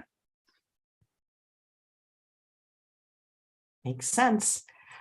Manny says, is white rice okay or only brown? Well, we serve white rice on our adventure trips. We only serve brown rice at our clinics. White rice is not as good as brown rice, but it's not a deal breaker. You know, if you decide you're not going to follow the program, as many of my patients did when I was a doctor in Hawaii, if you have to eat brown rice. See, you know, among Asian people, brown rice is associated with peasants, with the lower class, with dirty, unclean people. They're the ones who ate brown rice. You know, the rich, the sophisticated, they ate white rice. So what I ran into as a problem, a practical problem in my practice, taking care of Japanese and Hawaiians and Filipinos, and et cetera, is this bigotry, this bias. And so I eventually quickly, actually, it didn't take long to figure this out. I just forget it. It ain't worth you sacrificing your health for me to sit here and argue with you that brown rice is better than white. Eat the white rice. Just give up the pork chops and the ice cream cones. So, there are 2 billion Asians. 2 billion Asians. Not one of them was overweight before 1980. You know, none of them had diabetes before 1980. And 90% of their diet was white rice. You know, let's be practical. Let's strike where it makes a difference. But yeah, we no question about it. Brown rice is better than white. But white rice tastes better. I love white rice. For some people it does. I really like my brown rice, but For some people, it doesn't. If it does, and that's a deal breaker, something you're not willing to change because, like with my Filipino and Japanese and Chinese patients, they're not going to be associated with lower class people who ate the brown rice. That was it. Done. End of story. So, yeah. Yeah. Meg says, do we become your patient if we do the 12-day program? It's the only way you become my patient. The only way. You can't call up the office and say, look, I'd like an appointment with Dr. McDougall. I haven't done that for 40 years. And the reason is because I learned early that I didn't want any more one-night stands. In other words, a 7-minute office visit. And that's not the way I wanted to deal with patients. So in all my programs, the only way you became a McDougall patient, whether you came to St. Helena for 16 years or the resort in Santa Rosa, California for 18 years, or now you do our telemedicine program. That's the only way you become a McDougall patient. Now, we do something that may interest some of you. You won't become a patient, but you can get a medical evaluation by Dr. Lim for a price. And that price is included in the fee of you attending the program if you decide to attend. Otherwise, you pay a reasonable amount for an office visit with Dr. Lim, and he'll go over the program with you and the problems. But I don't see people under that basis at all. But once you're a patient, you're always a patient. Always a patient. I mean, I never give up on you. You can write me 30 years after we first met, and I'd get the letters like that, every week, or I'm sure. And, sometimes I remember you, sometimes I don't. But I'm really thrilled that you took the trouble to believe in me and you took the trouble to learn what I wanted to teach. And that takes 10 to 12 days. So that's the way it is. That's the way it's going to be always. I'm not going to change. I guarantee that. So if you want to see Dr. Lim and get some thoughts, so we'll see you. But as far as becoming a patient, and then of course you're stuck. And what you'll find out is that if I find out that you made some decisions without asking me about what I would do, it hurts my feelings. And that happens too, is people will have heart surgery or go through some extensive breast cancer surgery, and they wouldn't have said, well, what would you do? I have my feelings hurt if I find out about it. So that's the kind of relationship we have. And I'm not all that busy seeing patients. Dr. Lim sees most of the patients that come through our clinic. I see an occasional person when it's necessary that comes to the clinic. But plain and simple, except for putting together lectures like this, and we're doing several lectures. I do 4 or 5 lectures during the program, and a few other things. I'm as lonely as the Maytag repairman. People, I'm sorry, folks. People get well, plain and simple. They get well, or they decide that they don't want to do this. And I can't tell you which is more common. I'd like to believe that people get well and they don't need us. That's the goal. The goal is to get you to have your health returned. And I can assure you, I've been practicing this way for maybe 47 years now. And I'm the luckiest doctor in the world because my patients get well. That's what I demand. Is I'm not going to manage you, put you on a bunch of drugs and change from one kind of drug to the next. That's not fun for me. But to help you regain your lost health, to get off your medications, to get your life back, that's a pretty big deal. It makes me feel real good. Great, thank you. So, what do I do to handle cirrhosis of the liver? Asks a live viewer. Cirrhosis of the liver? Yeah, cirrhosis. Hopefully, you stop drinking. The other common reason to get cirrhosis of the liver is have viral infections, hepatitis. And the other common reason today is to develop fatty infiltration of the liver, which is due to the Western diet. And you get a bunch of fat in the liver and it gets inflamed and you develop cirrhosis. So the fundamental dietary therapy for a patient who has cirrhosis is a starch-based diet. experiments done, and you'll find this. You go to my website, you look up the June 2002 newsletter. It's about the liver, June 2002. And what it tells you in an article that was published is when they compared the benefits of equal amount of protein, of animal protein versus vegetable protein, as far as resolving hepatic coma, where these people are obtunded. When they were switched from animal protein to vegetable program, they woke up. They decreased the amount of blood urea nitrogen in their system and protein breakdown products. So yeah, the fundamental diet for somebody with liver disease is a starch-based diet. And, with liver patients, I'm even more liberal when it comes to sugar. Same thing with kidney patients. I encourage my kidney and liver patients to reduce the protein even more. And when you reduce the protein, you got to do something like giving protein deficient foods, like simple sugar. And that way you get calories, you get enough calories to function during the day, but you get protein-free calories. Sugar has no protein. So I'll be a little more liberal in the sugar intake in somebody with liver or kidney disease, because it's fundamental. You've got to get the protein down in both of these conditions. Thank you. Josh says, does plant protein cause kidney problems? Much less so than does animal protein. But if you look at the McDougall Plan book, which Heather's given away free, if you look at the McDougall Plan book and you look at the recipe section, you'll see that I put little symbols. And when I first started, my interest was in taking care of the sickest people. What I found out quickly was that this included most of the population. They needed this kind of care. But my idea was that I was going to be the last corner in town for people. And so when we put up the recipe section, you'll notice this in the McDougall Plan book, I put up little symbols like recipes that had sugar in them. I put a honeybee, and recipes that had some salt in them. I put a salt shaker, and recipes that had protein in them, like beans, peas, and lentils. I put a little pea pod in there.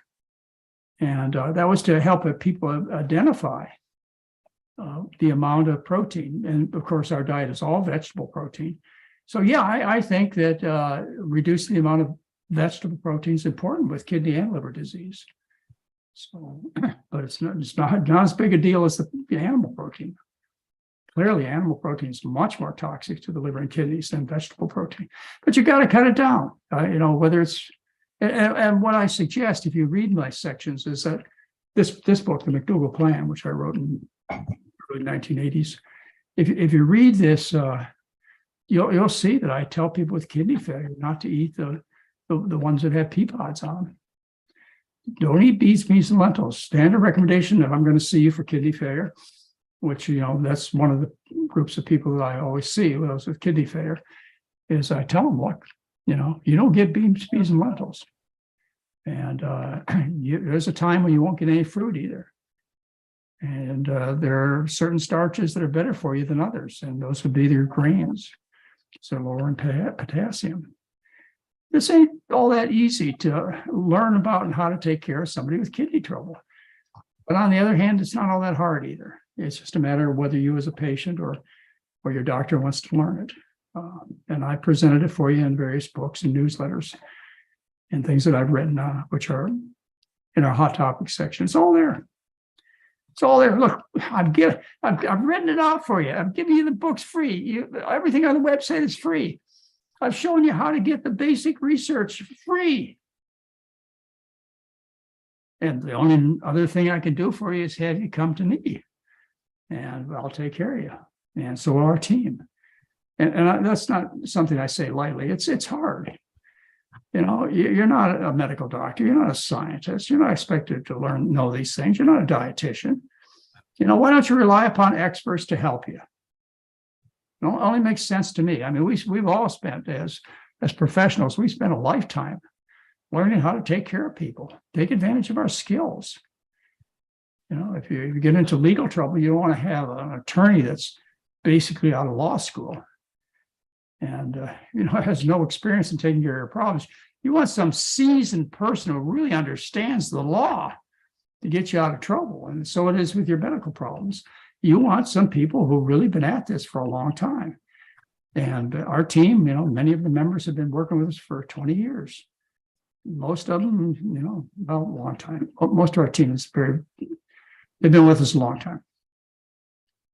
Yeah, that's great. Thank you. Diana says, I believe the starch solution will cure almost anything, but how do I convince my other half it will help with his IPT of the spleen? Well, ITP is idiopathic thrombocytopenia purpura. Idiopathic thrombocytopenia purpura. This is an autoimmune disease. And milk is one of the common causes of ITP. It's discussed in the McDougall Plan book. You'll find that easily now that you get the book free. So, and by the way, if I didn't mention it, once you have the book in your hands free as a PDF, you send it to everybody you think would be interested or should read the books.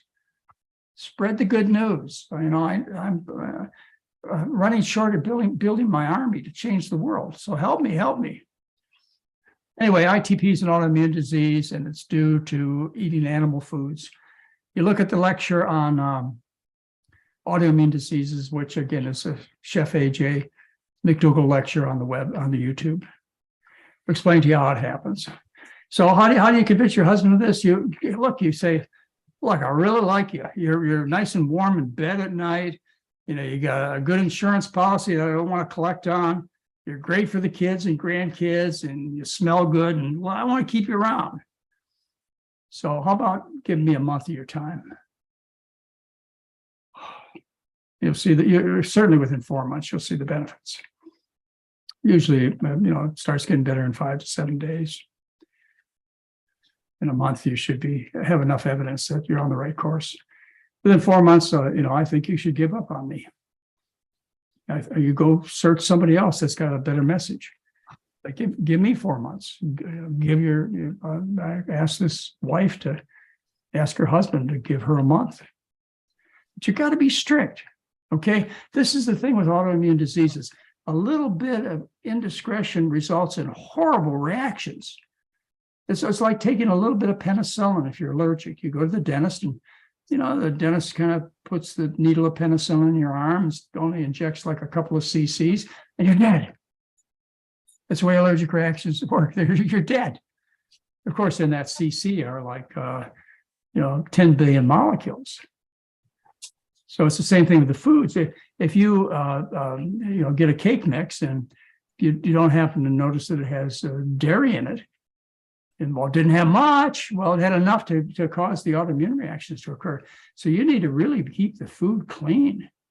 You need to make it yourself. You need to have no packaged products. You start out with this plain old sweet potatoes and frozen broccoli, and that's what you do.